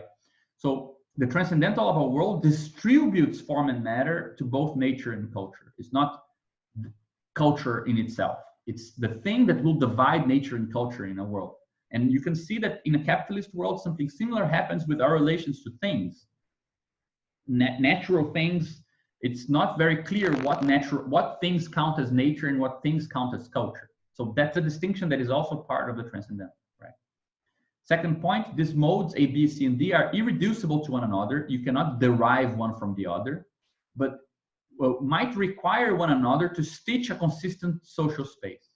Meaning, when we talk about transcendental being dominated by the mode A, that doesn't mean that the whole world only is made of reciprocal relations. Like it might have this reciprocal thing with this reciprocal thing, and here as well, and here as well. And then with this other chain, there is no reciprocal link, and you actually need some other form of social relation to tie these things together. But the organic unity, as Brodel called, right, the thing that kind of defines this space remains the transcendental thing. So if it is reciprocity, what Wallerstein says, it's a mini world system, right? And we will see that there are actually correlations with size and things like this. So a dominance of a mode might materially be conditioned by the previous dominance of another mode, meaning, for example, worlds with the transcendental on mode C, on, let's say, commodity relations, they require that a previous world existed with mode B, because the sort of size that this world can have is necessary for the size of this world to be possible. So it's not a teleological, if they're like, in the sense that TA creates TB, which creates the transcendental C, but that you can only have this if this happens, or with certain conditions that this tends to meet. but it's not necessary, right? So there is an order of modes based on what conditions are required for them to become dominant, which is not to be confused with an order of determination. Fourth, modes form a social space, but the actual being of Earth is a necessary support. So geography, terrain, distance, extensional resources, temporality are all relevant factors in a social world structure, even if they are localized by the forms of a given world. So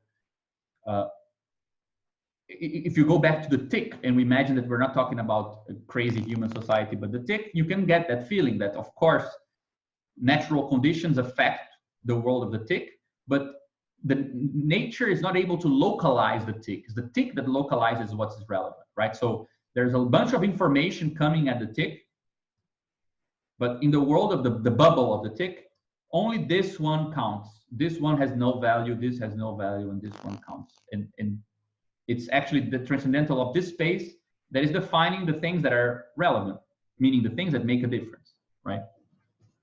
And finally, mode D is not presented in its pure form by Karatani, and I would venture that perhaps we only got our thinker of the pure form of mode D now with Badiou, but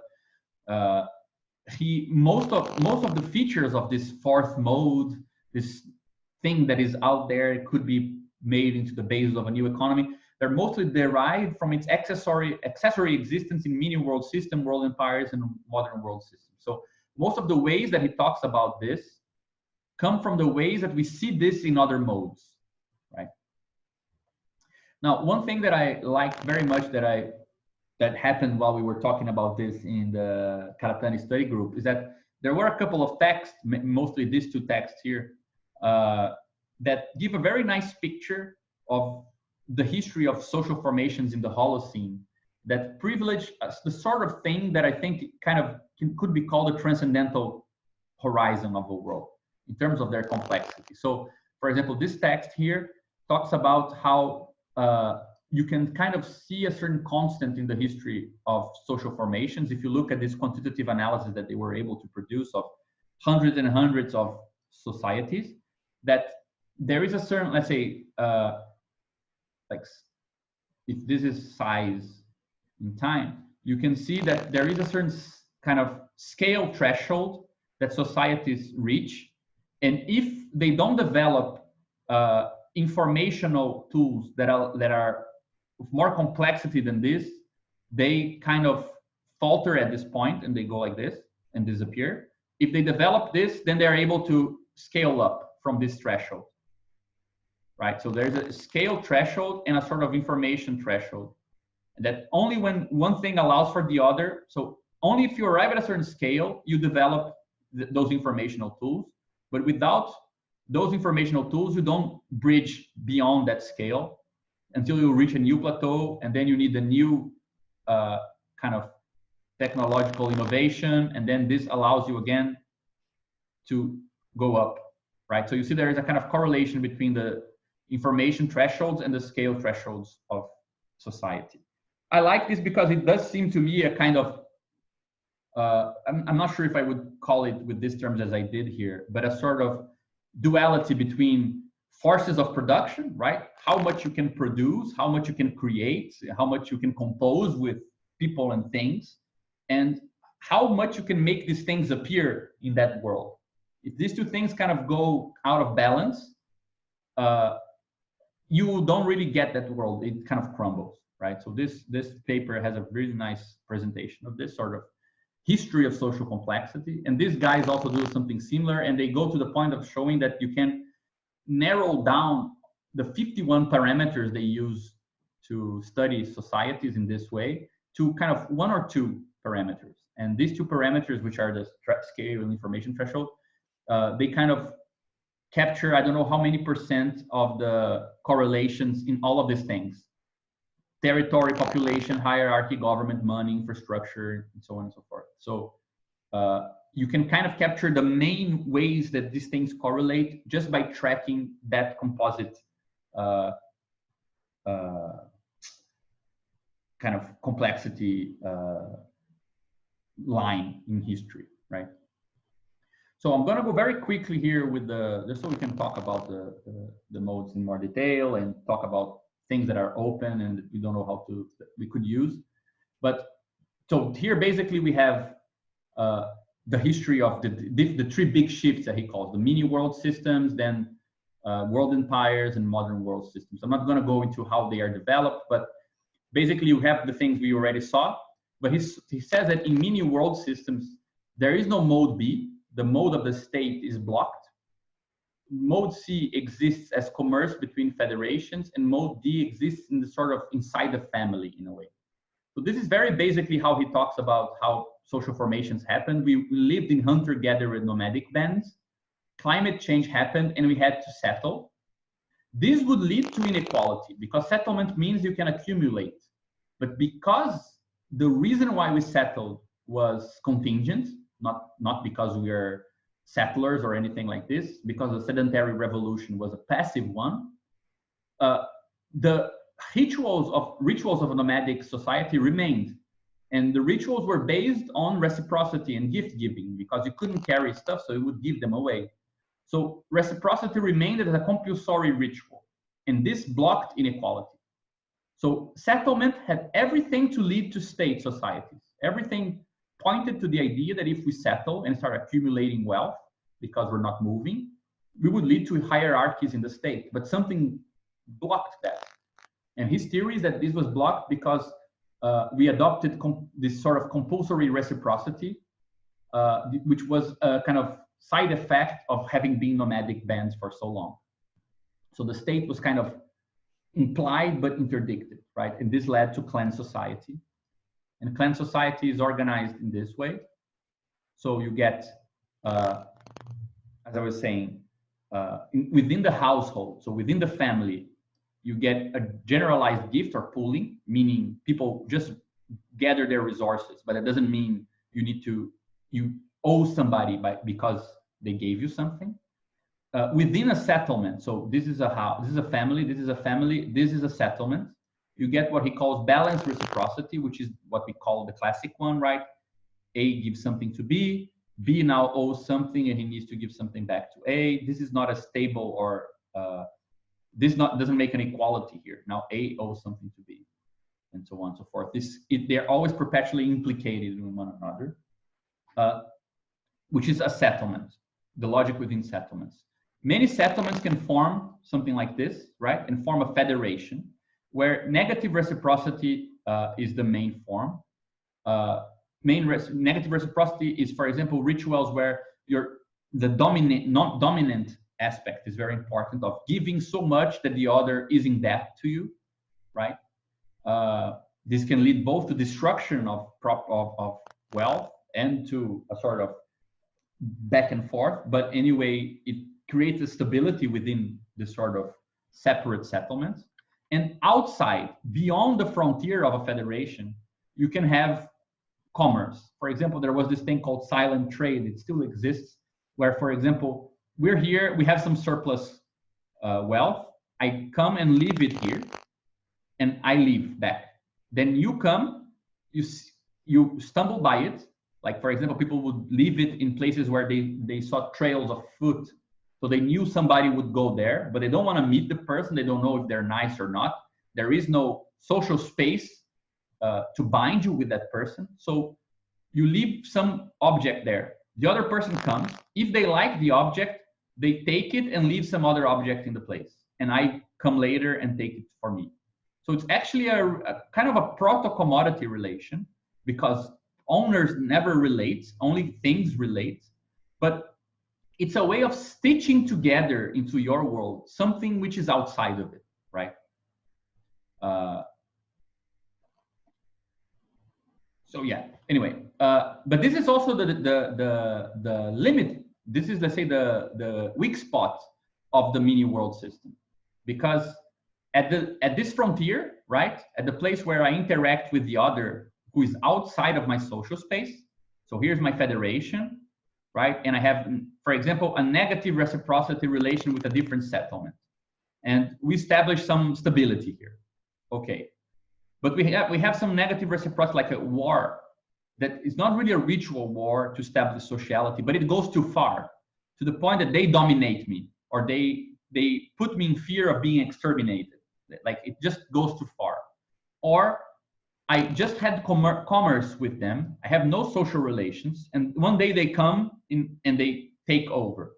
So you get that sort of an extrinsic kind of formation of a dominant relation that exploits precisely the fact that this stuff was out of the limit of my world, right? The social space of mini world system actually ends here, and it has kind of a mechanism to just particularly relate to what is outside. But these are unstable relations. They can turn, and the other can do something to me that actually breaks that kind of compulsory equality, right? So, for example, this is how Karatani presents this. You had sedentary settlements, which were kind of keeping inequality in check, right? But through, let's say, the intervention of a separate community from outside, a different mode A, a different settlement or something like this, they form a higher order community, a proto-state, where it's like our little community that lost and their community that won. So I just put a plus here and a negative here. And now we have a relation between the communities, where the relation between a winning one and a losing one, right? Between a ruling community and a ruled community. And for Karatani, this is how plunder and redistribution appear, where you plunder the ruled community and you redistribute in some form of protection or some other form, right? This is also where Mode D makes its first kind of big entry, this idea of something that has some universal value, because so the logic of this sort of world empire is that plunder and distribution, this sort of protection scheme, laws start applying because you have, for example, a ruling community and many ruled communities, and you develop a social pact where I submit to this submits to this submits to this, in exchange of a certain shared social space amongst each other, right? But this is all based on the violence, because these guys are the winning community and they could do some like there's what Hobbes called a commonwealth of fear. This develops cities, for example, places where these communities can interact within a certain space. This develops the form of the polis, a sort of inner view of these communities as already mediated by the existence of laws. Private property, trade, and world money all are developed within this schema. But also a sort of idea of universal religion appears.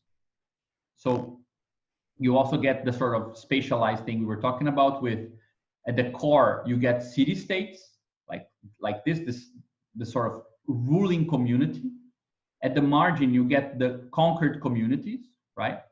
At further down, you get what he calls selective communities, which are communities that are so far away from the center that they can kind of pick and choose how much they want to respect the empire and how much they want to get from stuff that is not either autonomous or that comes from outside, right? And then you still get what he calls the outer sphere, which are nomadic and tribal formations that are too far away for an empire to dominate. And the calculus is clear in the sense that you won't dominate C7 if, let's say, the cost of plundering it is higher than the things that you're going to plunder, right? So why the hell would I go all the way there if the military cost of dominating them is smaller than what I can get from them, right? So you get a sort of spatial disposition, and you get what's really important here is that you get mode B. So plundering, it organizes the relation with all communities here. I plunder from them, and from them, like taxation from all of them, right? But sometimes they're too far away for this to be the whole thing that gives them some unity. So for example, religious ties can kind of make this more synthetic, more unified. Commercial relations allows for me to control people who are very far away. Like the power of the violence at the center can affect on the submargin is very, very removed, very remote. But for example, I can pay them money. So creating a class of wage workers is an important kind of resource that most big empires have to develop to cross that scale threshold we were talking about. So we can talk about wage work as a sort of informational technology that allows you to take a certain rule here and make it valid here, right? And take information from here and bring it back here. Without money as something which operates in a decentralized way, this would be impossible. But the problem is that these things he calls submargins or the selective communities, they are, let's say, the weak spot, in the same way that the outside was a weak spot when we were talking about mini world systems, right? The fact that these things are outside and they're actually based on a different form. All of this is localized on reciprocity, but this is kind of, right? It's unstable. You get something similar here because the submargin is partially inside, but it's also a commercial center, for example. Like other communities pass through certain points here, and then commodities are sent to the center. So you start creating a different sort of nucleus that is removed from the political center of empires. And when empires crumble, usually this sort of semi-peripheral, submargin areas, they flourish and become the core of a world system. So, for example, Europe was a submargin of an empire, and Britain was especially kind of marginal in this scenario. And it's interesting to see that places that were very kind of Athens was like this as well. So places that are at a sort of submargin era, they are again kind of underdetermined by the basic kind of texture of that social space, and this allows them to kind of see if another form is not possible to appear, right?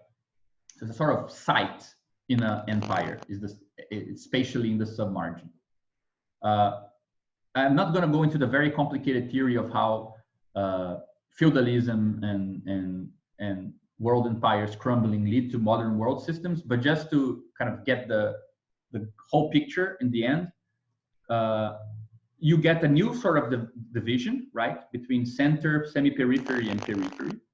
You get the thing which was, let's say, in the case of the world empire, right? You had a formation where the main mode was B, and C was very important, and communities were kind of tertiary. Mode C kind of exceeds, like mode B, empires really develop commerce and commercial technology and modes of production and everything that are highly developed within empires, but beyond the limit of what empires can control. That's how they get to be dominant, and then states and nations adapt to this new form, right? So you get a new distinction between core, semi-periphery, and periphery, where now you don't have any sort of weak spot. Remember that in the case of mini world systems, things can be kind of far away and they're outside of, let's say, our social space, and they're kind of, no wonder that there's such an important place of alterity and the unknown, and in more reciprocal imaginary. In the world empire, the limit was a logistical one. If this guy's here too far away, and it takes too much to dominate them, it costs too much, we don't do it. But in the case of capitalist systems, it's not the core that goes towards the periphery. It's that once the periphery has been established as a nation state with its own internal market, it comes to the core. It comes to sell what it does. So you don't need to go there. The logistical cost of unifying the globe is actually delegated to the underdeveloped or peripheral countries. They're the ones that need to include in their prices the fact that they need to come to you and transport the stuff to sell you, right? So this integration actually has no bounds. And if you had something here, like in the moon, you could imagine actually including the moon into the system, and it wouldn't be that much of a problem. So you get so the appearance of this unconstrained tendencies to which sovereign countries now need to adapt. You get the power of money as, let's say, the main form of dominant power. You get the organization of classes, and classes becoming, let's say, crucial categories to understand how the social space is kind of segregated and separated. The unit that has most visibility are markets and not cities or families, right? Mode A reappears as the nation, mode B reappears as the state, and mode D reappears as socialism. A very simple idea to understand the distinction between these three terms, right? Nation, state, capital, would be to imagine that nations are, let's say, an inward-looking logic. They organize, let's say, the relation between people and their own interiority as a unit. State organizes the relation between these communities. And Karatani criticizes Marx's theory of the state for thinking that states are functioning of the interior, like states work for you, or states take their efficacy from their recognition by citizens. And he says, no, states are actually recognized by other states. So the logic of states is inter-community, it's not intra-community. And capital is, let's say, once you see, like, you stitch spaces like this, nations inside, states cover outside, and capital covers the whole area. Right, so you can see how these little slots here, they kind of add together to form the ground for this big thing, right? And you know, I don't want to spend too much time on this. I think these things we already talked about a bit, like how we can talk about. I'm just gonna skip to this nice slide here.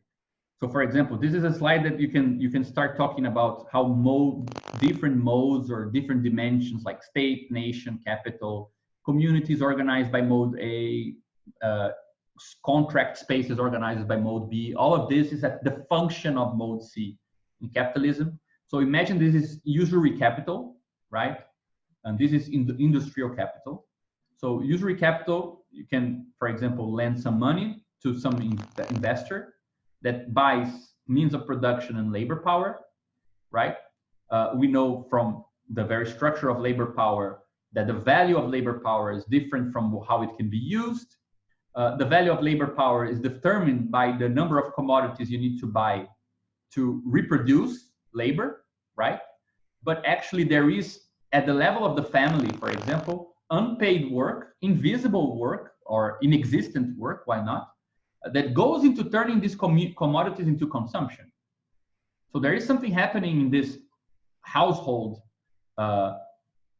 obscurity that actually makes it possible for this value to be stabilized, right? At the same time, for example, you can have some productivity level allowing you to extract more value than what the labor costs, right, to buy. In the production, you create a new commodity. Perhaps you cannot sell it in your own, you cannot sell it back to the workers, for example, which is more and more common. Some merchant capital can take it somewhere else and sell it for more money somewhere else, right? This pays back the investor, which pays back.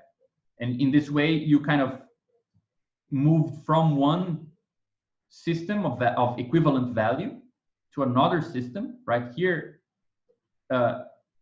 you have some equality of value here as well, and you exploited the difference, right? And with this way, you realize the difference you produce here and so on. So we could go into showing how you can imagine kind of a tapestry of communities, families, households, states, contract spaces, kind of property spaces, all of this kind of giving you the subatomic structure of the circulation of capital in the process of valorization, right? But I'm gonna leave it at that. This is how he thinks about. This is, let's say, the best picture I could get for what Karatani thinks a world republic would look like. Very quickly, and just very quickly go over it. He thinks mode C should be restricted to be the interiority of communities. So we would have communities They have local currencies that operate only inside of them. We get mode A of balanced reciprocity, organizing federations, and we get mode D as a higher order relation between federations in what he calls a world republic. So kind of Karatani's wage is that we should localize, like we should further situate currencies so that they are not global means of coordination, in which in mode D would be a more universal way and so on. But we don't need to go into this that much. So this leads us finally to the last part, which I don't have that much. I just wanted to actually I do have, but I wanted to talk to you guys about the first attempt I did at trying to bring these two things together. So my first effort, which was painstakingly tried in front of a bunch of people who didn't ask for it in the Karatani study group, was to think about, okay, our approach with Badiou has to do with a sort of, I mean, looking at transcendental, doing a transcendental analysis of our world for Badiou has to do with the sort of correlation between the ways you can partition that space, right? The ways that you can take a certain world and meaningfully distinguish parts in it, right? And define which, let's say, which sort of coverings make sense and which coverings are incapable of kind of being connected or kind of composed with each other. Once you find the appropriate network, right? You've done two things simultaneously. Like one of them is more on the topological side of doing this sort of construction, but you're also kind of, by understanding that space, you're also understanding the logic of it, right? So this double relation of looking at the logic, looking at how it partitions the stuff, but also understanding that from that kind of subsets of space, you can also kind of gather information about how the thing is constructed. I try to think about, at first with the reciprocal, with mode A, of something like a more immanent way to talk about these things for social world. So the first thing is just remember that reciprocal logic, right, has some sort of symmetry relations. So person one gives a gift to person two. That means that they consider the use rights of an object, but not the property rights, right? So imagine that here we have two families or two households. There is some object here. I send the object here, right? So the object is here. But once the object is here, like the possession of the object is still mine. So you're still tied to me, right? So no wonder there's a certain debt. Now you need to give some other thing and give it to me. But you also keep the property right from it. So it kind of stitches the two sides together, right? Every time I give you something, something remains. And then you need to give me something and something remains. So what I started realizing is that we can actually talk about this logic of reciprocity very directly in terms of how it divides the space, right? Karatani divides like general reciprocity, balanced reciprocity, and negative reciprocity. And I realized that, well, what distinguishes the tree is not a moral or affinity or sympathy, is actually how many spaces are at stake. In the general reciprocity, which happens inside the family, the space remains undetermined. Like you don't know how people relate inside simply due to the reciprocity. You need kinship and you need actually kind of nature begets the form there, right? So hereditary connections, family connections, generations are kind of organizing what happens inside because reciprocity itself is not. But between households, when you exchange reciprocally, they start constituting as a unity. So here you don't structure space. Here you structure one space. They become an interior, right? And negative reciprocity is not a matter of hating, not liking, or you don't need any moral description. It's simply the matter of once you have some space, and you relate to a space as distinct. So they count as two spaces and not as one space. So this led me to think, okay, I can actually define this inversely, right? I can define the characteristics of general reciprocity, balanced reciprocity, and negative reciprocity from the number of spaces that reciprocity is dividing or connecting in a certain sense, right? And that outside we were talking about, it's when it's not really connecting two spaces, right? One thing is for me to divide a line and say 1 and 2. Another thing is for me to divide a line and I can only name what's inside and I don't know what's outside. Like it's not commensurate, right?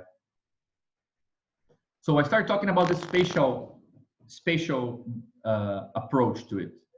And I started thinking, let me see if this is the, yeah, sorry, this is poorly divided. So I started thinking, okay, can we use this and derive some properties from this sort of inverse presentation, where the quality of the relations, right, is derived from how they organize the space and organize people and organize relations. And I try to do this with imagining a sort of geometric derivation of how, not geometric, but anyway, like what, how dominance would work, right? Imagine here, we have a settlement, we have a different settlement. This is, let's say, the settlement that won the war. This is the settlement that lost. A plus now dominates A minus, right? But the fact is that each one of them was actually organized by reciprocal relations.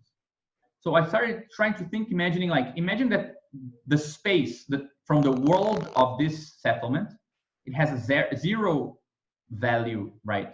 A household. Then it has this sort of a sort of partition of the space where things that are relating reciprocally at this distance, right? They count as one, like they are included as part of my settlement. Now, if they are beyond this frontier, they count as a second space, right? They are outside. And I thought of, well, how about we think of the birth of the sort of basic sovereign structure?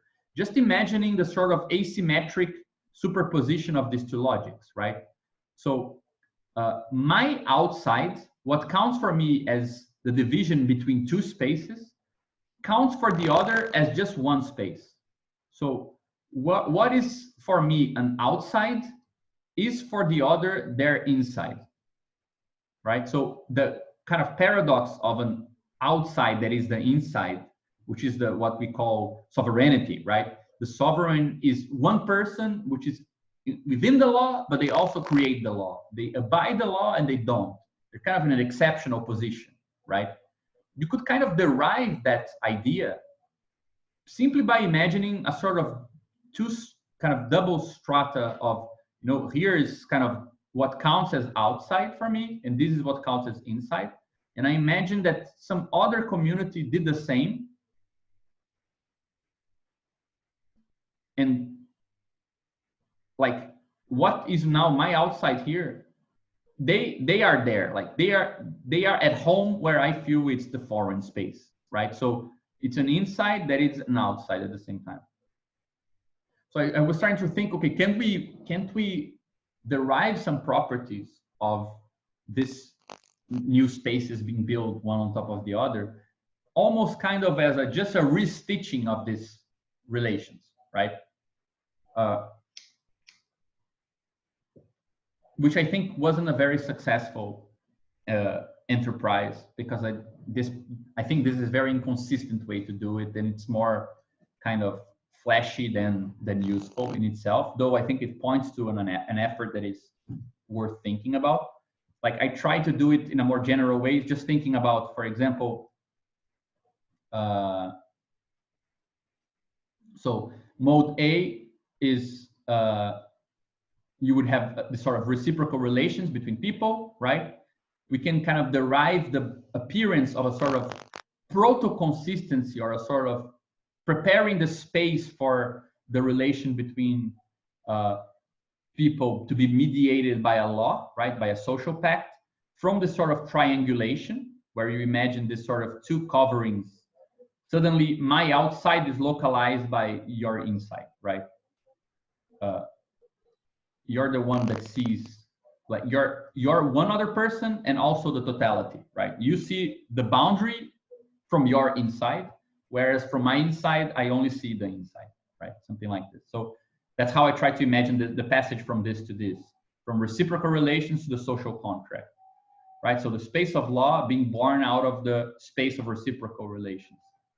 But then you get Karatani does a very nice kind of treatment of how to show the structure of the law being materialized in the relation between things, what he calls the social contracts of things, being born out of the space of the law. So in the same way that you can talk about the law as a sort of third point that is both inside and outside, right? You have like the sovereign who is king, but he's also a person, right? Or a community that is just another community, but is also the ruling community, this sort of exceptional sovereign paradox. You can imagine that things do this amongst each other. So a particular thing is not only a thing, but also the sovereign that represents all things, which is basically the structure of money, right? So imagine this triangulation between people where I relate to you as an equal, but you're not only an equal, but also the standpoint from which the whole operation is governed, right? You can imagine this being kind of projected in two commodities. So a commodity is a particular object, but the other commodity is both a particular and the universal commodity, which is the structure of money, right? So I attempted some crazy things at thinking, okay, I could even kind of do some arithmetic with it, where didn't I kind of join, right, the 2 and the 1 here, it becomes a 3, and then this becomes a 1, and things like this, and see if this could mean something. But I think it's kind of crappy. It doesn't really correlate with anything interesting. But the idea here with this kind of economic or properly exchanged structure is that one term only defines its interior, and the other it's asymmetric, right? This other term stands for itself and the totality, right? Itself and the possibility of moving cross borders, and this term stands only for itself. That's why I added 1 + 2. Plus, they don't relate their property owners, right? So it doesn't really divide, doesn't really connect the people, only connects the things.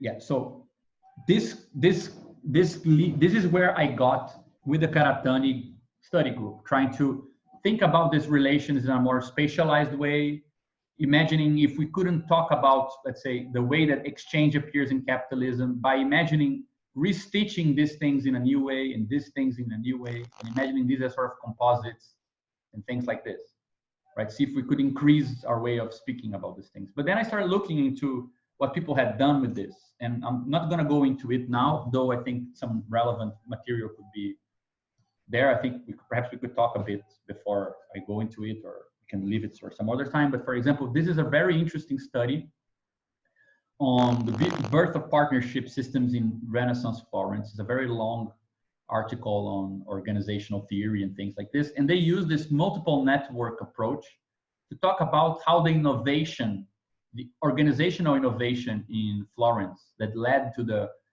creation of this new form of commercial partnerships and things like this. You can't really understand it if you look at actors as existing directly and relating to each other. You should be able to, you need to kind of imagine different dimensions, and you can see here that there is a kind of similarity, right? Economic guilds of production with kinship relations and political class relations. And you see that the novelty that emerged was kind of a short circuit between these things. Some families, so the kinship relations started affecting how the production site is produced, and this also cut across some social class. So it's kind of an inter-network relation, not an intra-network relation. So a new composition of, you know, this many scales, right? So you have kind of one scale, which is like the productive unit. You have a family scale, and you have, let's say, a big social class scale. And it's actually a weird form binding these things together in a new way that was the novelty and not some additional separate thing. So to study this sort of organizational novelty, which again has some bearing on the productive forces and relations of production and its structuring and its economical and so on, these guys use this sort of multi-layered analysis, which I felt was very, very similar to what Karatani is interested in. And I started looking into what is written into multi-layer networks, and these two books seem very, I added them to our folder.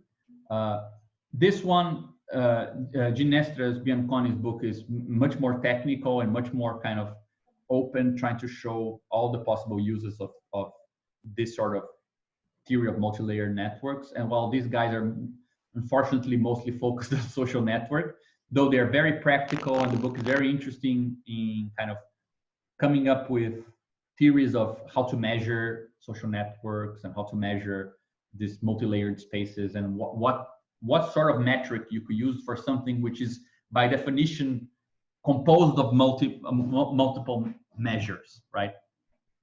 Like this is the sort of thing you'll find in this book, a sort of kind of group of 8 people, but they are actually connected in different strata, right? So they have social network relations, only these 3 are related here and these 2, but they are no other. But in LinkedIn, they are all related, but they are also related through work and friendship relations and things like this.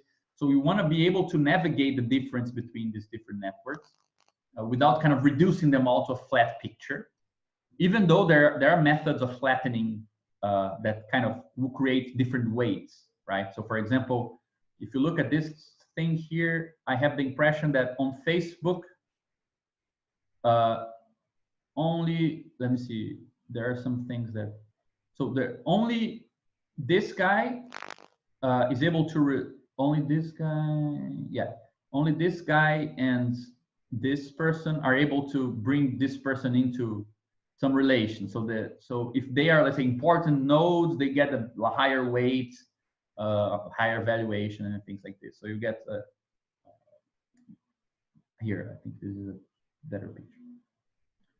So they start developing a way of talking about this multiple layered analysis, which I thought was interesting for us. So they divide the concepts in things like you have an intra-layer edge, which is an edge that is inside a layer, but you can also have a inter-layer edge, which is, for example, connecting a person like in this layer to, for example, a university, which it belongs to, right? Across, so it's connecting a person to a layer, something like this, right? You can have an identity edge, which is just connecting a person to themselves, even though they're appearing in a different layer, right?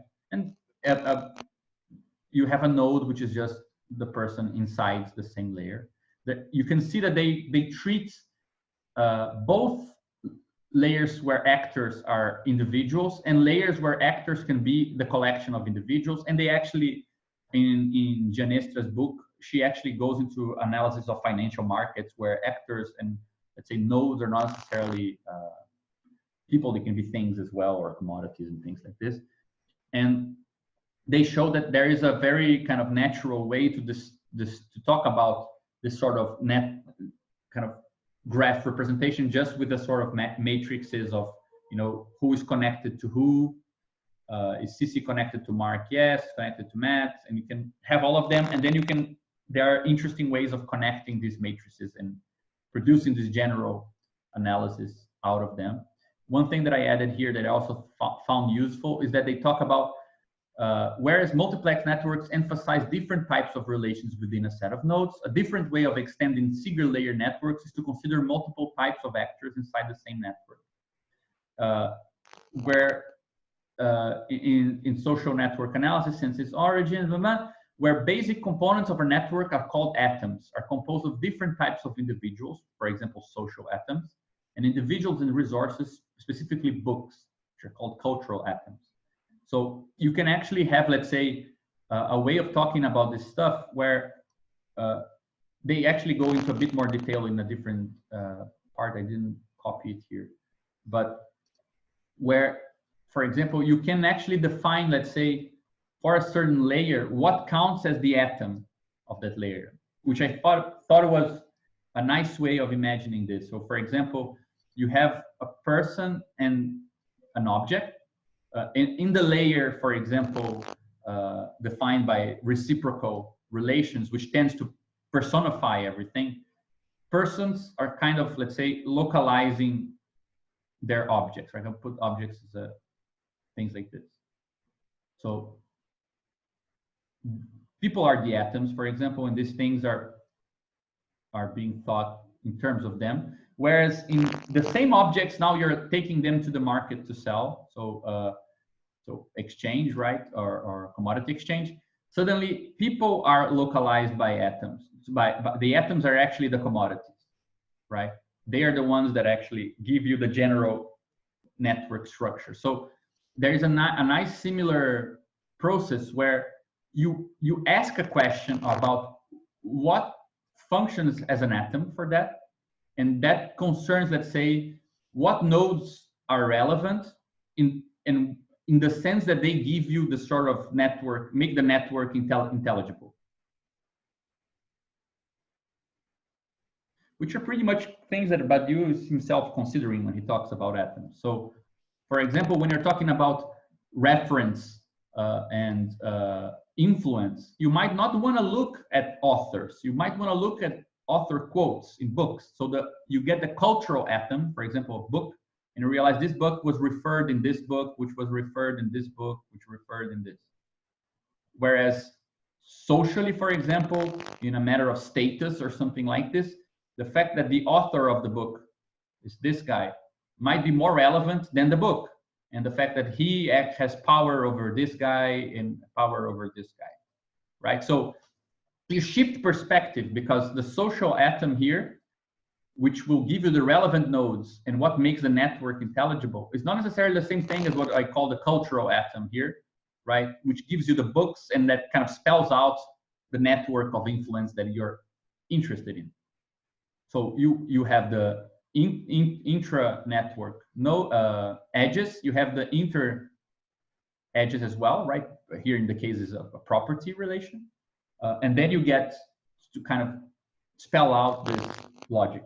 I tried a sort of funny example here. I don't think it works, but you can imagine something like this, for example. Here a contract, right? Property relations, mode B. This is mode A with reciprocity. This is mode C. And you can have, for example, a family. This person here has somebody who depends on them, right? But this is not going into the property relation, like there is no property relation. And in fact, if this is a child, there's not even, like, for example, if like a small baby is not really registered, it doesn't even register here as a relevant existent, right? So you have, for example, in the capitalist, he buys labor power, which means in the contract sense that there is a contract which binds the capitalist to this worker, right? And he buys means of production, which means that there is a property contract that binds the capitalist to this thing that he bought, right? I'm not really adding here the person he bought it from. These things, for example, are both included. I mean, I think we would need actually a layer of production here, but anyway, I didn't do that. They give rise to a new commodity, which is then bought by this guy. So there is a property contract binding this object, which exists legally, right? In the same way that this object existed legally as well, but binding this legal object to the new owner, and it's a contract of alienation with the guy who previously owned it simply because he owned the previous two things, right? The property rights were kind of derived from the production, from owning the means of production, right?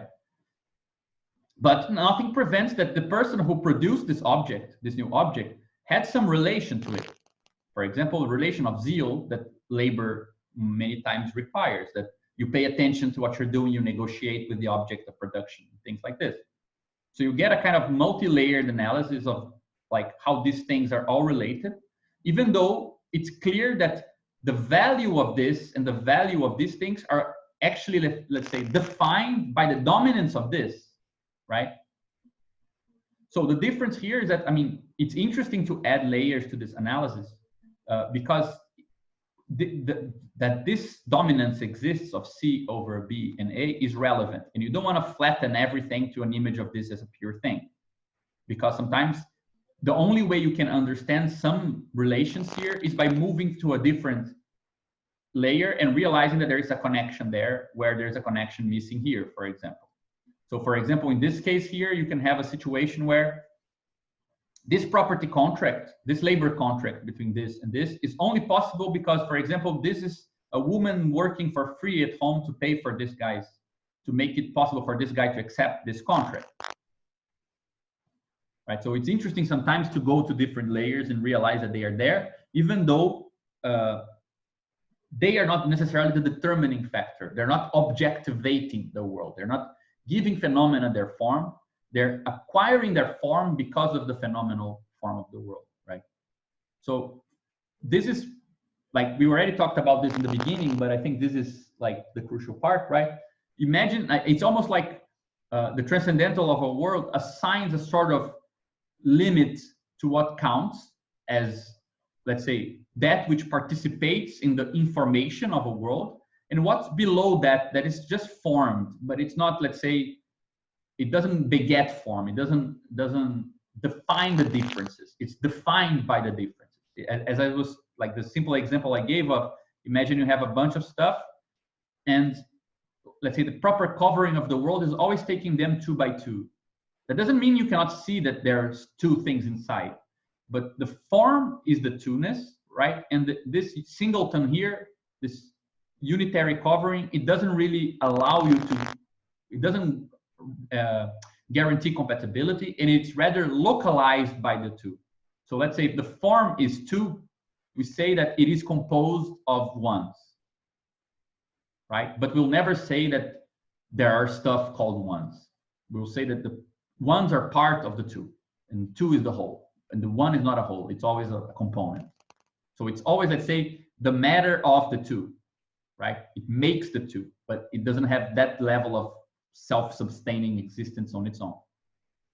So I just thought of this as a way, a very simple way of talking about. Imagine then that some name, some predicate, for example, for gray, allows you to talk about this as a sort of homogeneous thing, and then it allows you to compare it to other gray atoms, right? But there is a whole gradient of grayish things you don't have name for and don't know how to talk about it or how to operate with it.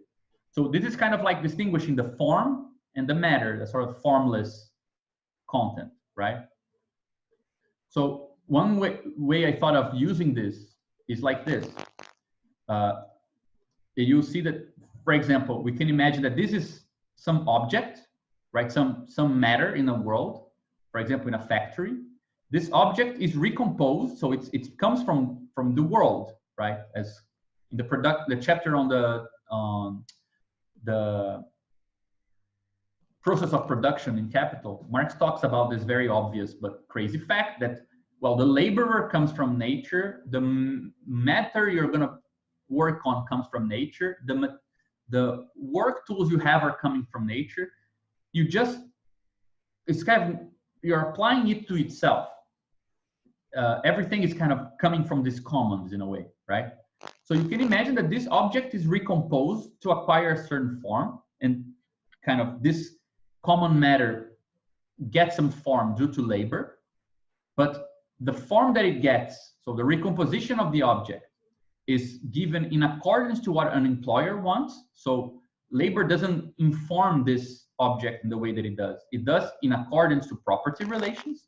Well, the labor was bought by the capitalist, so I will transform the matter in accordance to property relations. They give the form, they define the composition, right?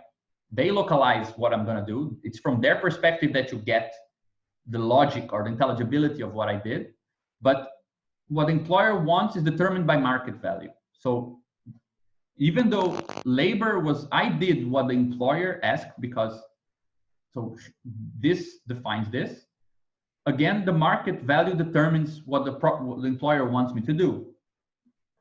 So it's kind of like, you know, the sort of composite theory of how forms will kind of constrain production, right? So you have some formless matter here, or some pre-processed matter, but something that was composed in one way, and at the end of this process will be composed in a different way, right? Like some matter, some pre-processed material comes here, this is a process, and then it leaves as an object. What happened here? Well, you transform this matter into another matter which has the same material inside, even if it brings some other stuff into the process. Nothing is created out of nothing, so it's reorganized, but it's reorganized in accordance to this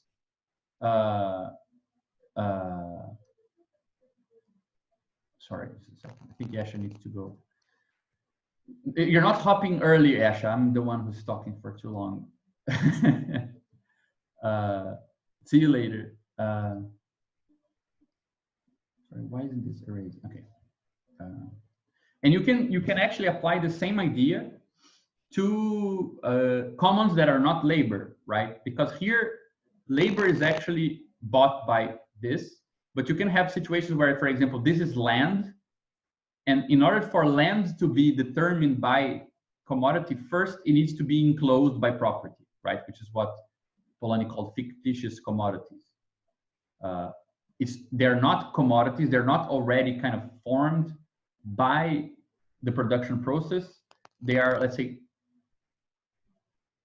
the form of being a commodity is imposed by first becoming private property, right?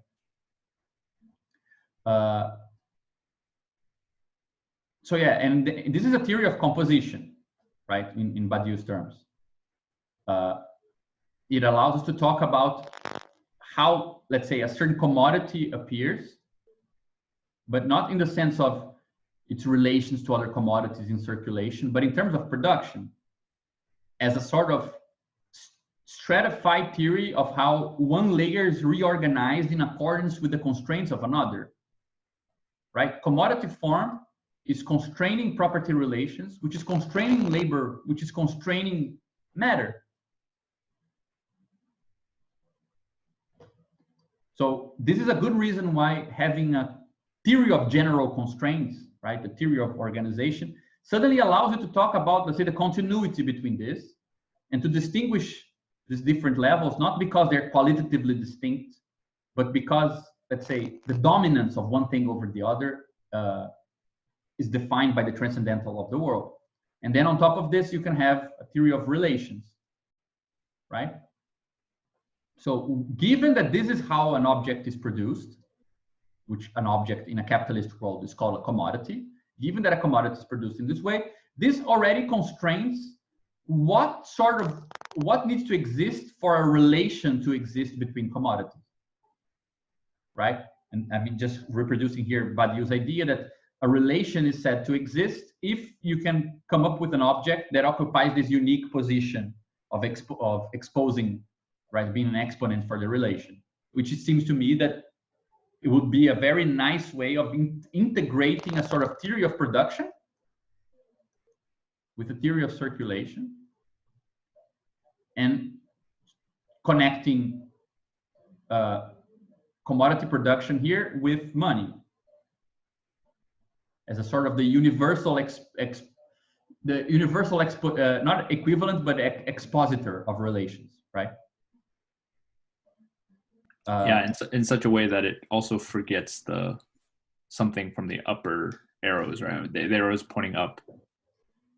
Yeah, but the arrows pointing up, they are the forgetting themselves, right?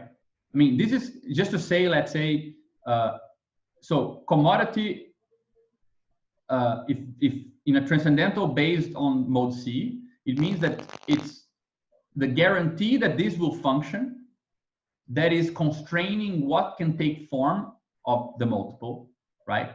What property relations will function, which will be buying and selling labor power, buying and having property of the own means of production, which is constraining how labor is operating, which is constraining matter, right?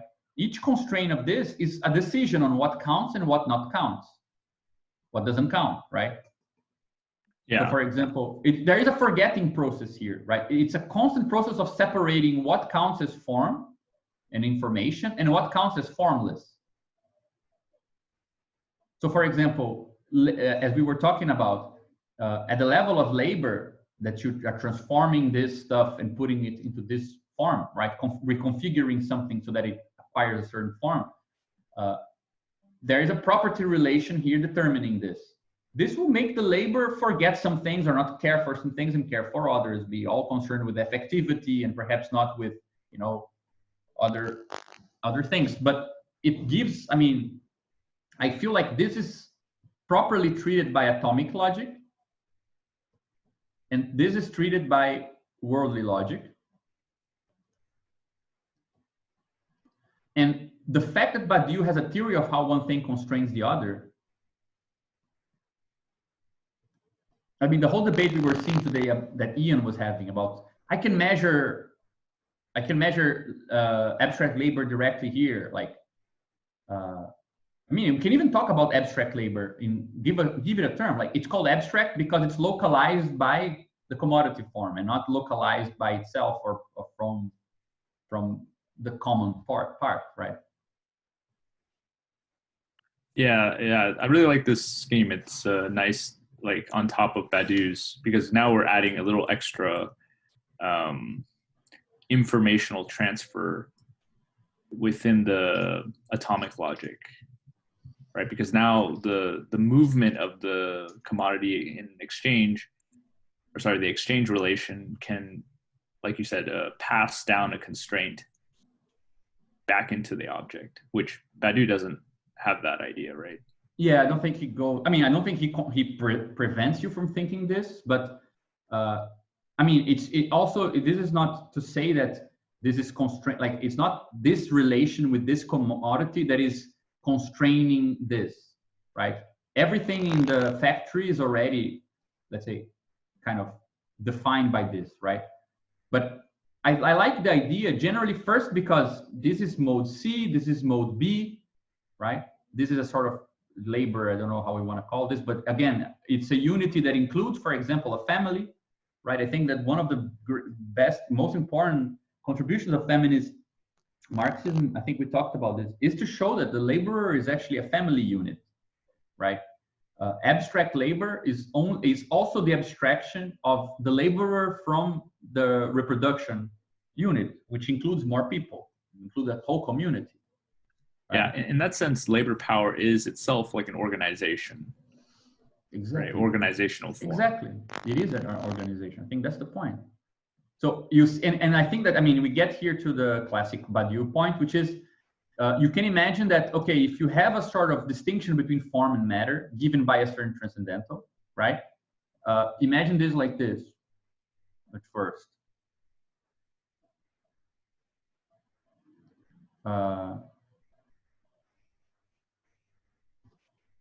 Right? So there is an atom that's compatible with another atom.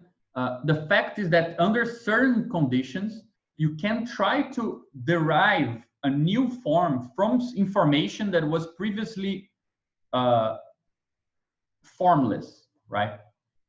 So you can come up with a different way to distinguish what counts, what matters, right? And this might actually divide what previously seemed like the atom into something else, which is relevant. You can have a way to reorganize, redistribute the coverings of space, right? So I just use the idea that there is a lighter gray here, and you can suddenly this lighter gray gains some existence, and you can start talking about new ways of localizing the previous gray. Previously, it was called just gray, and now it's called darker shade of gray. So I can now make a distinction here, right? So I gained detailing power, and I came up with a different way of organizing the space. So in a certain sense, I think that what Karatani proposes is that, well, there is this social matter right? With these commons,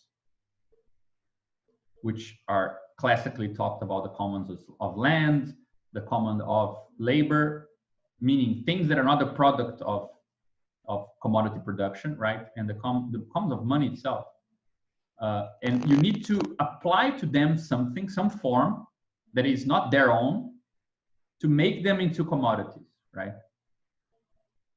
This is actually mode B helping out because it's the property form. The property is helping these things to become commodities because they are not themselves the products of labor, right? And the point is that, well, you could ask if there isn't information here, if there isn't structure here that could organize a different way of localizing these things, right? The only last point I wanted to make about this, all of this crazy stuff, before we talk a bit more about it, is that I think that there is a problem with the way Karatani presents this mode D, because he thinks of it in terms of ethics. Like Kant is the guy who gives us the general theory of it and so on. And basically, he leaves the mode D as an idea of giving without asking for anything in return. And the idea is kind of like you give something and the very act of giving is your reward, right? But the problem is that I think psychoanalysis has helped with this, with showing that you can do this and get a kind of secondary benefit from the loss, right? So it might not be unreciprocal. Like there is an essential ambiguity at the heart of ethics where you can do good you can be impersonal for personal reasons, right? You can sacrifice yourself for the pleasure in sacrificing. So this is not what Kant called a disinterest interest. It's actually a very interested and private interest that takes the form of unreciprocal giving. So I thought we could distinguish like mode D as ethics, which I think also is very kind of subject-centered. It's hard to kind of give the leap from a sort of Kantian ethics to a more economical, worldly view, right? But to distinguish it from mode D as a sort of participation, where I imagine it is slightly different terms, though it's very similar, but I think it's pretty much the distinction between Lacan and Badiou, which is if here I can lose something to this person, but this loss itself is something that I enjoy. Here you can imagine something where I give something to the other, but what I get is, let's say, the relation itself is materialized. So I thought of this in terms of, for example, me plus the other is smaller or is different from me related to the other through this exchange. So I can enjoy this excess, right? So I do something with the other, and it's not that I get back the pleasure of having done it or the moral satisfaction, but the actual objective sense that this set is distinct from, right, me plus the other. So you can actually Sorry, can you make it more explicit, the difference between the Lacanian version and the Badiouian version here? Yeah, I mean, the point is that, for example, Lacan always talked about this kind of problem with the Kantian ethics, saying, yeah, it's all fine. Yeah, like talk Lacan about with Sade. Yeah, the sacrifice and the idea that you're concerned with the moral maxim and not with your private pathological interests.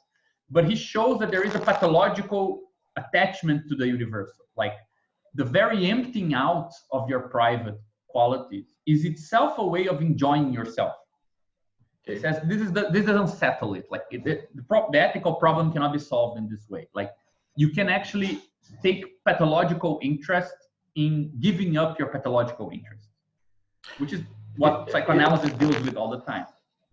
Can this be squared with the idea that, for instance, if let us say revolutionary class is the one that doesn't have any properties in, so to speak, the Marxian sense, and as we see some people like rehashing Lacanian tropes in order to make sense of that. Like, doesn't this, in a sense, defeats the idea that, you know, the lack of properties is itself the mark of, I don't know, a politically relevant class or something like that? Yeah, I Because think there is some enjoyment in this, you know, dispossession. yeah, I think that the Lacanian critique is, and I think that the critique is very good. The Lacanian solution is not so good. Is to say this possession can be a possession, like it can be an identity. Not have an identity can be an identity, right? So that's not enough not to have an identity or to be beyond the communal norm. Like there can perfectly be the language game of a community where the identity is to be unidentified. Like that's how you are identified. So ontological anonymity or some sort of actual breaking with a property sense, you need more than this. And I think this is how Badiou solves it. Like we see like with Safat, I don't know, the positivation of anomy, something like this. Yeah, exactly. Like, anomy is good because this is revolutionary. I'm having trouble articulating why this is kind of problematic for me, but it is. I have just this gut feeling. Yeah, I have a hint on this. Like, I think that the problem is that ethics, it has built into it, in my opinion, I think Dennis was present, we were talking about this in the Karatani meeting. Like ethics has as a sort of what it's meant to do, it's meant to connect the global with the local. Like act in such a way so that something is consistent at this level. So ethics is all about guaranteeing the transitivity between local and global. That's fantastic. That's really great. Yeah. And I think that this is a problem because who says that this transitivity exists? Yeah. I mean, this is the whole theodicy problem. Like, what if acting good on a local scale doesn't guarantee that the world is not going to shit on a global scale? Yeah. It's a classic theological problem. And I think that ethics guarantees that you feel like you did good, but it doesn't guarantee that effects are good. So what I think that is interesting in this different approach is to, which I think participation makes a nice way, is to say, rather than worry about the identity of you, where I lost my identity in favor of the other, and then Lacan says, yeah, but this can be your identity, motherfucker. Like you can be this sort of voluntary militant who's always sacrificing for others, but you're always doing it from your perspective all the time. Yeah, which is kind of a figure of the beautiful soul still. Yeah, it can be like the most wrenched beautiful soul. You're suffering or giving up on everything, but you're taking the fact that you know where you are for granted. That's still a commitment to yourself, let's say. Whereas what Badiou says is that I don't really care about your identity with regards to the other. The point is that everyone kind of gives up on something. I mean, you can even stick with it, but like you change the perspective of this to the perspective of this, and this loses the identity, right? So the organization has, let's say, epistemological precedence over the organized. Like if the organized people can have identities, but they still are in an organization that doesn't. So for example, here the idea is kind of ontological, right? I negate myself in praise of the other, and this actually gives me an identity. Whereas here is like this, I have identity 1, this fellow has identity 2, but now we're both related to something which includes identity 1 and identity 2, which we don't know the identity of because it's neither one or the two. generic is in a different level. Yeah, it's not meant. I mean, you're not meant to be the source of the genericity. Yeah. So you see, like this is a way of talking about it that loses the problem that I have with mode D in Karatani, which is it's hard to think of it as a world-building thing if it needs to be based on an ethics, because ethics requires that the world to be compatible with your scale. So it kind of seems like he's supposing that mode D is something like smaller than all of this. Like it's gonna come like here. Like it's a more intimate thing, ethical thing, how I relate to the commons, something like this. Whereas you can imagine something really, like this. Yeah. Yeah. There's just one problem that I wanted to close on before we if you guys are still awake, we can talk about, which is the issue why I think it's easier to talk about ethics as the basis for this economic world building is that, let's say I do this for the other, and the other does this for a third. If mode D is an ethics, it's more easily to imagine that there is a shared rational ethic that will guarantee that the circuit is consistent and I get back. I gave some food to this guy gave food to this, but nobody gave food to me. Well, but if this is the ethics of the world, there is a tendency that is given by, let's say, the subjective disposition that I might receive as well. Whereas if you think of it in terms of participation in making things consistent which are not you, this is harder to guarantee, right? So you create something whose creation is its own end, like an artistic project. You come up with political projects that change how people participate or that engage in social work or whatever. But what guarantees that through this sort of process, this will also come back to you, right? So here there is a sort of, because politics and economics, so organization and coordination, they're bridged by ethics.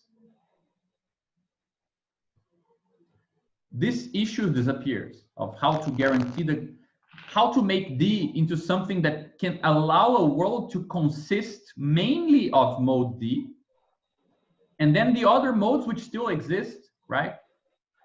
They are being localized on this big perspective. So bureaucratic structures, communal structures, commodity structures, they're still there.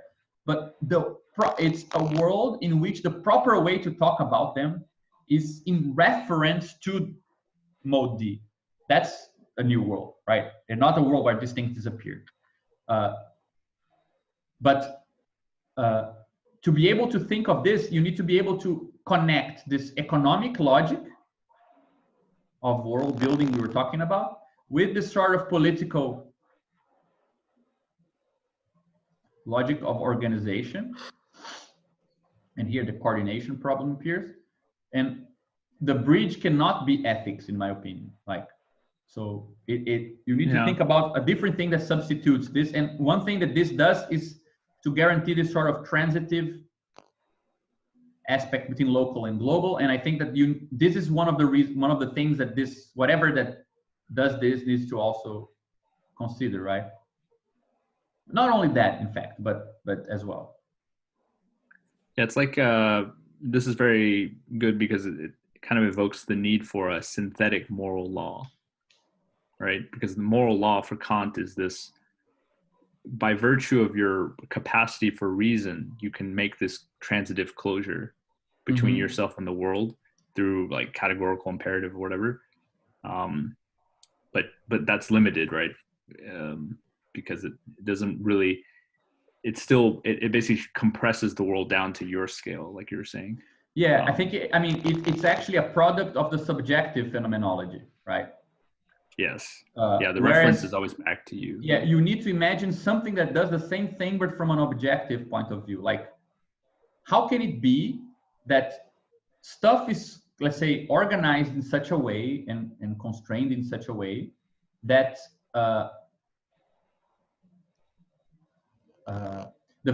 let's say, things are organized in such a way that composing them, right, they are engaged in some kind of network of relations and so on, that the transcendental of this world will materially, let's say, make things, you can only navigate the world if you adopt that perspective. Otherwise, you don't understand what's going on, right? It's not that you impose a subjective law, but that it's kind of an objective condition. The same way that the world is a tick, you only understand. Like the world, in order to be understood, imposes this perspective on you. Yeah, exactly. Like, you need to imagine a society, you go in and you say, what the fuck is going on? satanic. This only makes sense in this way. So it I only have to makes adopt sense it. if I am Yeah. obliged to adopt that perspective, right? Yeah, yeah. And that seems to be like an infrastructural thought or something like this, not something about ethics necessarily or something. Yeah. Yeah. It also reminds me of something I was watching by Rui Costa Pimenta, comparing primitive Christianity with communism. Like the Lacanian model, the Safatlian model is like primitive Christianity. You have to give your stuff to the other, and supposedly the other will give their stuff to steal the third one, and then you just by this transitivity, ethical transitivity, you get heaven on earth or something like this. Whereas he's saying, well, I am a revolutionary. I don't believe in giving stuff to other people. I just believe in taking from the bourgeoisie by violence or something, because it is Rui Costa Pimenta. So. Yeah, Rui Costa Pimenta. It's a famous Brazilian hardcore old commie. Yeah, he's very. I mean, I was quite. I mean, addicted at some point at watching his videos, because he's like, there you get a guy that is not ashamed to talk violently about this stuff. So it's kind of refreshing in a certain sense. Yeah, even if I have some problems with a few of his stuff, but yeah. But I mean, I know this thing was very confusing in many senses, but I think that Karatani really helps with this idea. I mean, I hope that at least from what I said, this much was clear. Like, he really makes capitalism into, let's say, a social formation specific amongst a bunch of other possible. And I mean, there is no reason why a new thing couldn't merge with the previous form. So he gives a sort of, he does, like, if you go back to that schema we had, like with logics of worlds being this thing here, and we have critique of political economy here, right? And a sort of theory of politics here, political organization. I think that, I mean, I'm not sure if it's that consistent, a project, but the way that I see it, that I think that his theory of modes A, B, C, and D, plus this sort of spatial construction, right? It gives a sort of feeling where this here concerns the modes where D is dominant, and then C, A, B are below. And this here concerns where C is above, and A, B, and D, why not, are below. So it becomes a distinction of particular forms of organization. It's not an absolute distinction between the world and the world to be, or and dreams or utopia. There's nothing qualitatively distinct between these two things. They're actually formally of the same nature, right? And I think that one thing he doesn't develop very much, but that it's important for this, is that, so it's these four modes, it's this idea of complex social formations, and it's this turn from labor to what he calls intercourse, but I think it's the organizational point of view. Like, because I mean, I didn't go into this, but for example, when he's talking about societies that have their transcendental is mode A at first, he says, well, but you won't understand what's economic about a society where reciprocity is in first, if you won't be able to understand what magic is. Magic is economical, because it's a certain way where a person gives something to nature, and then nature is obliged to give something. Like, you create a way to transform nature at the same time that you respect some theory of domination that is appropriate to that world. You couldn't dominate. It's like the theory of the gift, like but not between two people, but between one person and nature. Yeah, something like this. No, but it's so like, it obliged really to is give like you that. a gift back. Yeah. And you can see how perspectivism is implied in this, because for nature to be able to give you a gift back, it needs to be a person. Yeah, of course. It's anthropomorphic. It needs to be anthropomorphized. So it's not that he turned away from labor to talk about exchange in the way that we talk about exchange, like property relations. it's exchange in the sense of metabolism, or in the sense of labor itself as a way to reorganize things in accordance to a plan. Like magic is a certain way, for example, of getting nature to do what you want. It's a theory of domination, right? And his point is that you cannot have a theory of domination that applies to, let's say, nature and human relations that is qualitatively distinct from the theory of domination between humans. In a social formation, the way that humans dominate nature is consistent with the way they dominate each other, right? So the way that when a transcendental changes, for example, the empire one with contract, bureaucracy, state form, the way we dominate nature is again commensurate with the way we dominate each other. And you have modern science appearing, a certain idea that you can understand the inner laws of the world in a mechanical way. Hobbes will look at Galileo and say, look, Galileo gives the theory of how to think political bodies, right? So again, you see a consistency in, or the theory of how to organize nature and the theory how to organize people, they remain commensurate, right? And the same would be valid for the transcendental in a capitalist world, and the same would be valid for what comes later. So it's not that he's moving away. I mean, I disagree with, I'm not saying if that's what Dennis was meant, but it's not really an organicist metaphor when we talk about organization. It's actually a way to denaturalize nature. Like there is a exchange going on between people and things and nature, between things and nature. Like your cognitive model for that thing doesn't really care if it's dealing with people, things, or artificial or natural stuff. Like it kind of takes everything together, right? Just this idea of metabolism. Yeah, that the we word want to remove the connotation to like a biological thing.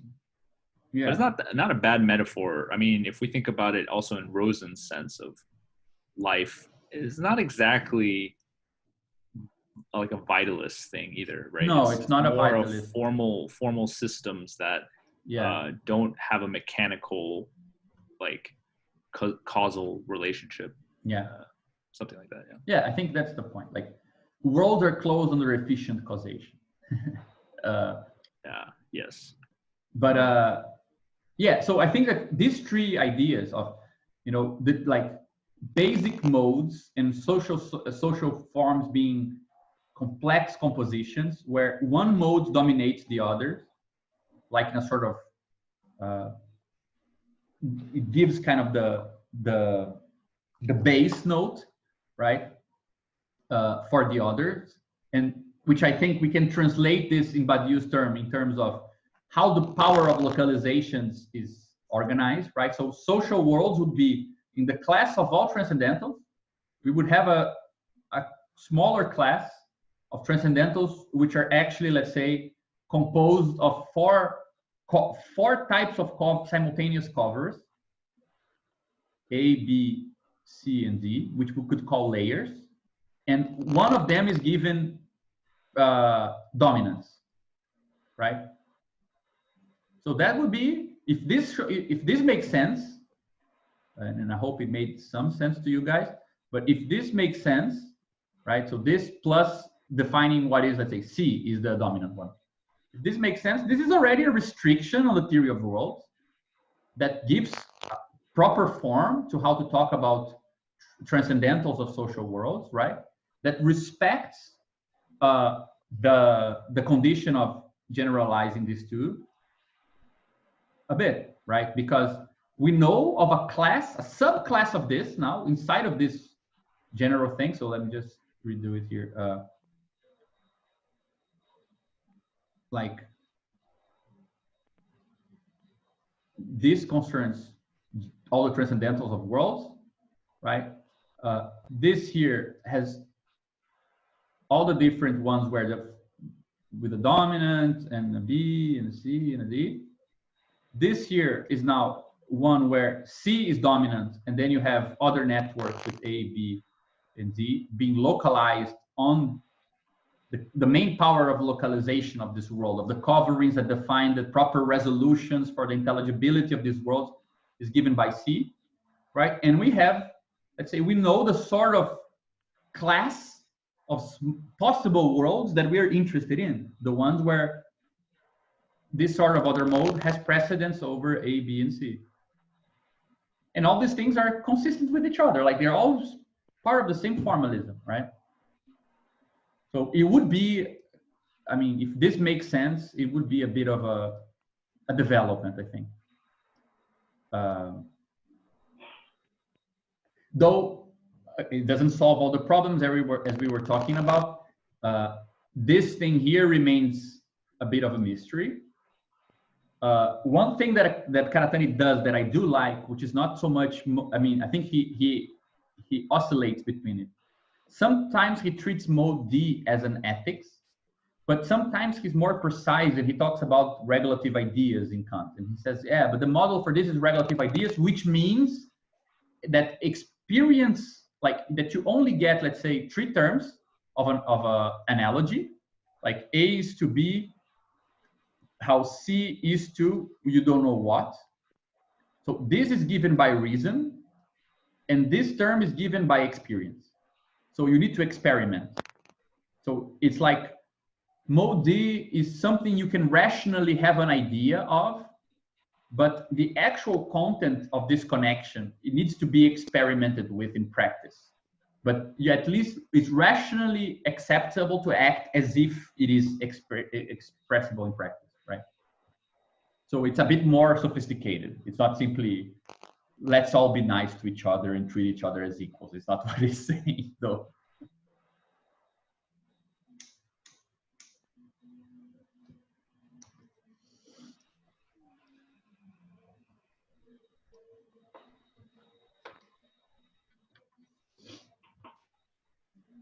Another thing that I mean, on this topic that I like about him is that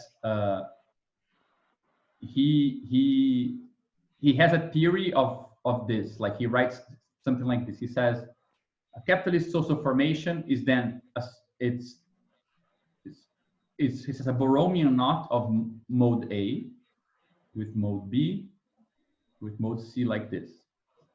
In the sense that, for example, the crisis of capital finds, let's say, enclosures allow for labor to be commodified, but then at the same time, the formation of state also kind of creates the reserve army of labor and also organizes families in such a way that the wages are kept low. So one form kind of stabilizes the other, right? So you have this sort of multiple consistency in this scheme. And then he says, so if this is a capitalist social formation, what he calls nation capital state or something like this, he says you have many attempts from within it to negate it. So you can have, for example, an attempt of using nation to separate state and capital, which he calls fascism. You can have attempt to use the state to separate nation or communities from capital, which is called state socialism or national socialism here, right? And you can have the attempt of using capitals to separate communities from the state, which is called liberalism. So he has a theory of how trying to negate only 2 don't work, because we already know the form of what happens when you try to find you try to use the localization power of one of these modes to overpower the other ones. Like that doesn't work, right? So state socialism is trying to use the logic of the state or social pacts to reorganize the space of capitalism and to, let's say, uncouple communities from commodity.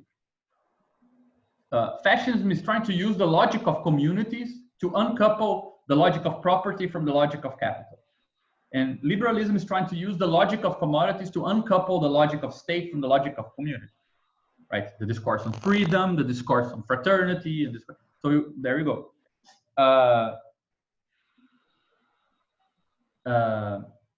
And he says, well, neither of the three is possible. So what you would need is something like having A, B, and C like this, and D does like this, right? And why does he call this a Borromean knot? Because, you know, in the Borromean knot, this intersection doesn't exist, right? In a Borromean knot, you tie, like this is actually loose. This goes below and below here, right? And the third term goes, for example, on top of this, below this one, on top of this, and below this. Yeah, below the one and on top of the other. Yeah, so the issue is that if you take two together, they're separate. Every two that you look are separate, they're not connected. So this intersection doesn't exist. It's not like a Venn diagram. So he says the idea that D is in the center here is just an impossible kind of transcendental illusion, you know? So you would actually need to do something like this sort of distinction of these things, or it making something depth. I don't think that this is not a nice picture of it, but yeah, and it lends itself to the ethical interpretation as well. Yeah, like, exactly. you have like the ethics with the right ethics, everything will be good because you will be intermediating between A, B, and C with the right ethics. So this is a problem. The thing that Dennis and I spoke a bit about, I think Raquel also, I think in one of our first meetings, is that there is a property, like a more concrete property we can ask of mode D that we couldn't ask of other modes, I think. A property in terms of coverings, to go back to that logical, spatialized logic approach, right? Because let me quickly construct something like, so imagine you have a lot of communities here. So green, I use green for A, right? And you have states that, like these communities are part of one state, these communities are part of another state. And we know that capitalism is, the logic of capital is supposedly a decentered logic, because, for example, it will bind an individual in this community with an individual in this community with another guy in this one, and make something like this. Doesn't really care for the state or the nation, even though the state and nations are helping out, right? They are paving the way for this covering. The thing is that even though capitalism is decentered from the state and decentered from communities, it is centralized. It's centralized on a commodity, right? So actually what happens here, if you were to look at this carefully, is that there is something as a unified form, which does this.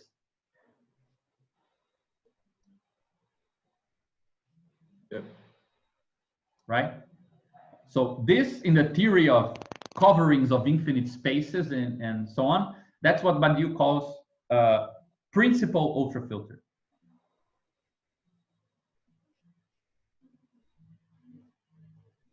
A principal ultrafilter is a way of covering a space of very large parts in such a way that there is at least a singleton that is shared by all of them. Right? So you can imagine, even though, I mean, when you think in these terms, when you start thinking about, of course, this is a very complex, this is not money, this is some specific stability, perhaps profit rates or whatever it is that gives phenomenal form to the sort of homogeneity between, for the coordination of capitalism or something. Yep. Market. Yeah, something in the markets that we would call the thing that all transactions have in common in terms of their form, right? Mm-hmm. It's something about the price form, but not, I mean, we could be more specific at that. I'm being very, very broad. But the thing that we can think formally, that is not only is formally thinkable, but is absolutely compatible with the theory of social transformation that Badiou proposes, is this idea of a non-principal ultrafilter. And the non-principal ultrafilter is like this. Imagine that you have, let me make it even more complicated, like you have these communities like this, and you have a state, another, and another, right?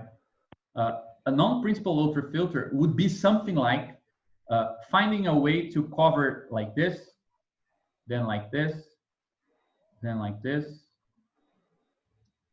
in such a way that it covers all the space, right? But there is no intersection. Like there is no singleton that all connections go through. So there is no common form, right? Let's say the form of the common wouldn't be a common form, right? That's what he calls a non-principal. This is kind of, it reminds me a little bit of the anti-Oedipus account of capital in a sense. Because, you know, it's been repurposed by, you know, right accelerationism, this kind of thing, because, you know, capital is supposedly this unbinding force. It unbinds communities, it unbinds any social bounds and everything. But at the same time, they say it deterritorializes with one hand, it re-territorializes with the other.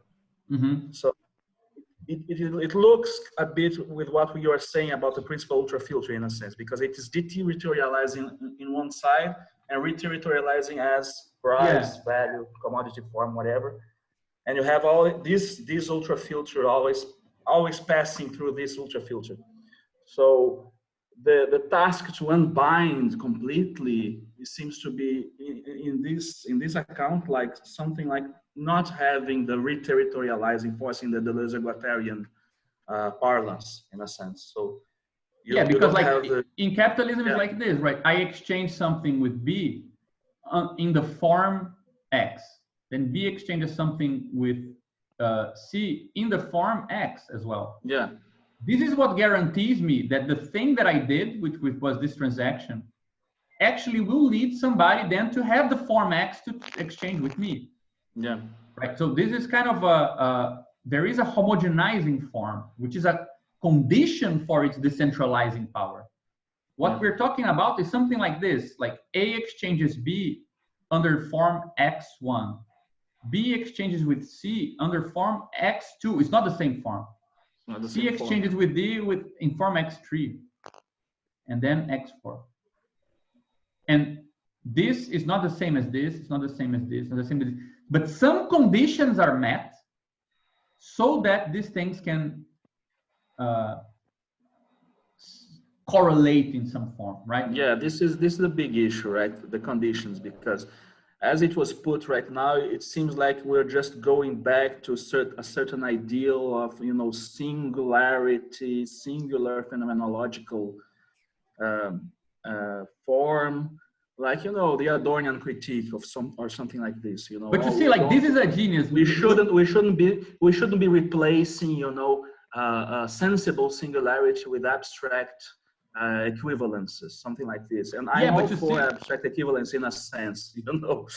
Yeah, but this is abstract, sense. Right? This was an abstract form.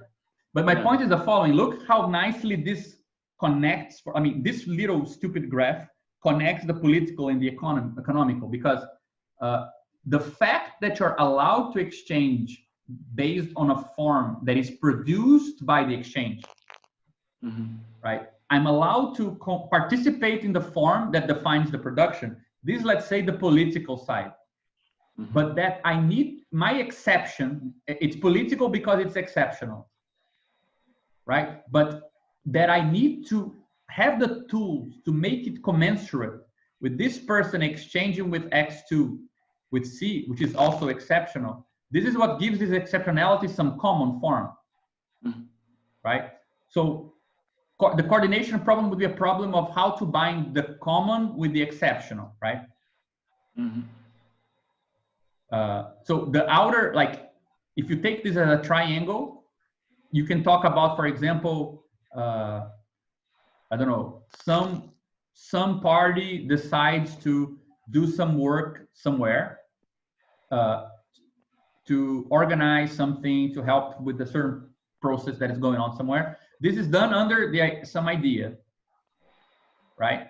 it gives value to that, it helps them distinguish what is valuable and what is not as valuable in what they're doing. But they are not certain that they will be able to live because they themselves will be taken in the participation of something which is from a different criteria will benefit them as well. So you need to have a sort of way of coordinating this stuff, right? Mhm. So Gabriel, do you think we can say that an X form that will not be the form of value could be the opposite from ethics that we're searching? Yeah, that's I think I like what Dennis said about like sort of objective. Kind of imagine this is more objective than like ethical, in the sense that ethics requires that you are already constituted as a subject and then you act. Whereas what we're talking about is something that you cannot act unless you accept that form, right? So it would be the inverse. It's first objective and then you subjectivize on it, right? But it would be previously part of the world. And I think that it's hard to get the properties of this in a nice way, where it's almost like this, right? There is this form, but you don't want this form to be the only form, right? So this X, you're connected to A, but this X is somehow connected, right, to some other X line. Yeah. Like you have a parallel transformation of the X to the exchange between A, B, C, and D.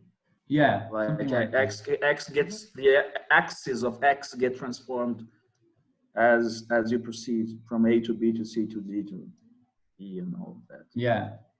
Something like that. Which is nicer, like, because it is not lapsing back, into this, reification of sensible singularity, which I find always kind of problematic within certain. Yeah, it's not like, oh, Western you need to Marxism, look at things, yeah. Real things, and look at the use value. This is silly, I think. It's not a theory of use value against value. It's a theory of other forms against the value form. I think that's the difference, right? I was going to say this X thing could also be thought of as something that goes away or like, just vanishes after it does its job of coordinating or like, but this is the same thing. Like it changes into something else. So it doesn't, for example, it cannot be reused. Yeah, but I think a good example of this that already exists is the local exchange trading system, like the LETs, the local currencies, right? I mean, imagine that A, B, and C are communities, right? So you have a community here. I exchange with another on currency L1. But B is now changing with another, like B, no, they're people, but here is a community. The end of a community, yeah. This is community. They're going to exchange with a different currency, right? And monies are actually tied to the territory. So if you take money one with you, you're going to only spend it coming back where you got it from. It's not convertible into a different currency. It's actually only expendable where it was taken from. So it's actually coding into money a territory, right? It's re-territorializing money. But I mean, it's just an example of this, and it was very problematic. It didn't really hold. I was reading about it today, and I was remembering that project when I was actually became a member of the circle. There was this project of a cryptocurrency of the circle, in a sense, that was going to be, which value was going to be derived from the amount of free time of each member that was doing the transaction. So the value was not absolute, not equivalent always. It was a kind of there was a value that would be assigned a different value by report with the outside money, so to speak. Yeah, we were trying something like this. Yeah, for this conversion to work, you will take into account the amount of free time that the people involved in the transaction have in their hands. Yeah, I'm not sure. I mean, how consistent it would be. I mean, I was talking to Renzo about this the other day, right? But it's like this. So at the first moment, everyone in the circle would get some, I don't know, 10 of a certain currency. at a certain interval of time, people would use this money to buy and to exchange labor, militant time. So I would buy your labor to help me out with something I believe in and you don't, something like this, right? So we would exchange here. Then at a third time, like some people would have like 20, another has 5, another has 0, another has 5 as well. And all of this in the currency of the collective.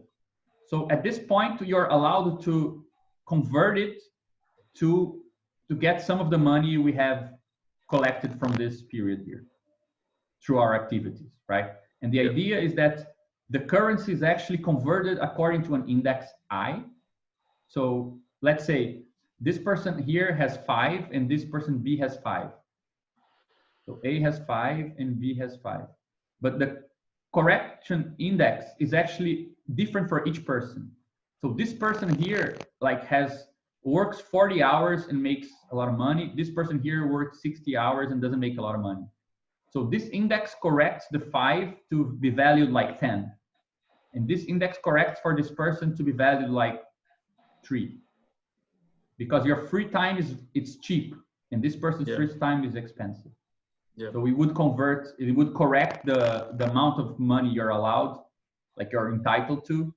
It's like it's kind of a derivative because you exchange based on the future, but it's also a joint stock because it's correlating to the value of the collective. But it's like a communist derivative. Yeah, it's also indexed on free time because it depends on free time to be defined the value, right? Yeah. But yeah, I was talking to Renzo about this because I'm not sure is Renzo here still. Yeah, I'm here. Man, Dennis, you need to see it. Like I was meeting Renzo and he was like, "Yeah, I saw this meeting you guys were talking about this web platform for the circle," and he like developed a bunch of ideas on top of it. Really cool. Which is another idea that I think also has this sort of same principle, right? The idea that you organize something here and you organize something here, and the rules for this, and the rules for this are different, but you want to have a sort of space that allows you to kind of see both organizations, kind of negotiate how to exchange something between them and things like this. The general form seems to be like both in the local currencies and this organizational platform that you have like some model that's complex enough to like has enough parameters to like extract local information of a community or like an institution or like something that it learns information about like how locally something works, and it's still commensurable with other non-local like communities, right? You have like this general form that can fill in parameters and still become commensurable. Yeah, I think that's the big difference, right? Because for example, you could have an organization here and another here, and like you input into this platform a sort of set of rules that defines your structure, right? And these guys, so these are rules 1. These guys input rules that are different rules that function for their collective. So they value different things than you value. It's not the same. But this space is, let's say, plastic enough that even though all these singular rules are coded into this kind of subspaces, you still have, let's say, richness enough to talk about, okay, what sort of connections are still possible based on this, right? Respecting this.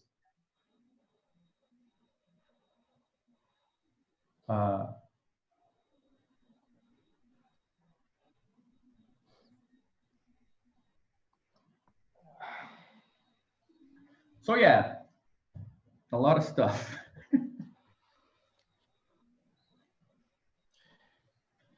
Yeah, I should probably get going because I have still to finish that presentation for tomorrow for the new center. No, yeah, guys, I know this was ridiculously like long. almost 4 hours now. Yeah, we covered the whole history of Western civilization and part of Eastern, so I think we should be proud. It was great, Gabriel. I'm glad That you was guys really liked. great. Do you want to talk Good. like 5 minutes after this about our class for tomorrow? Just to Sure. for 5 minutes. Okay. Let me just end the recording.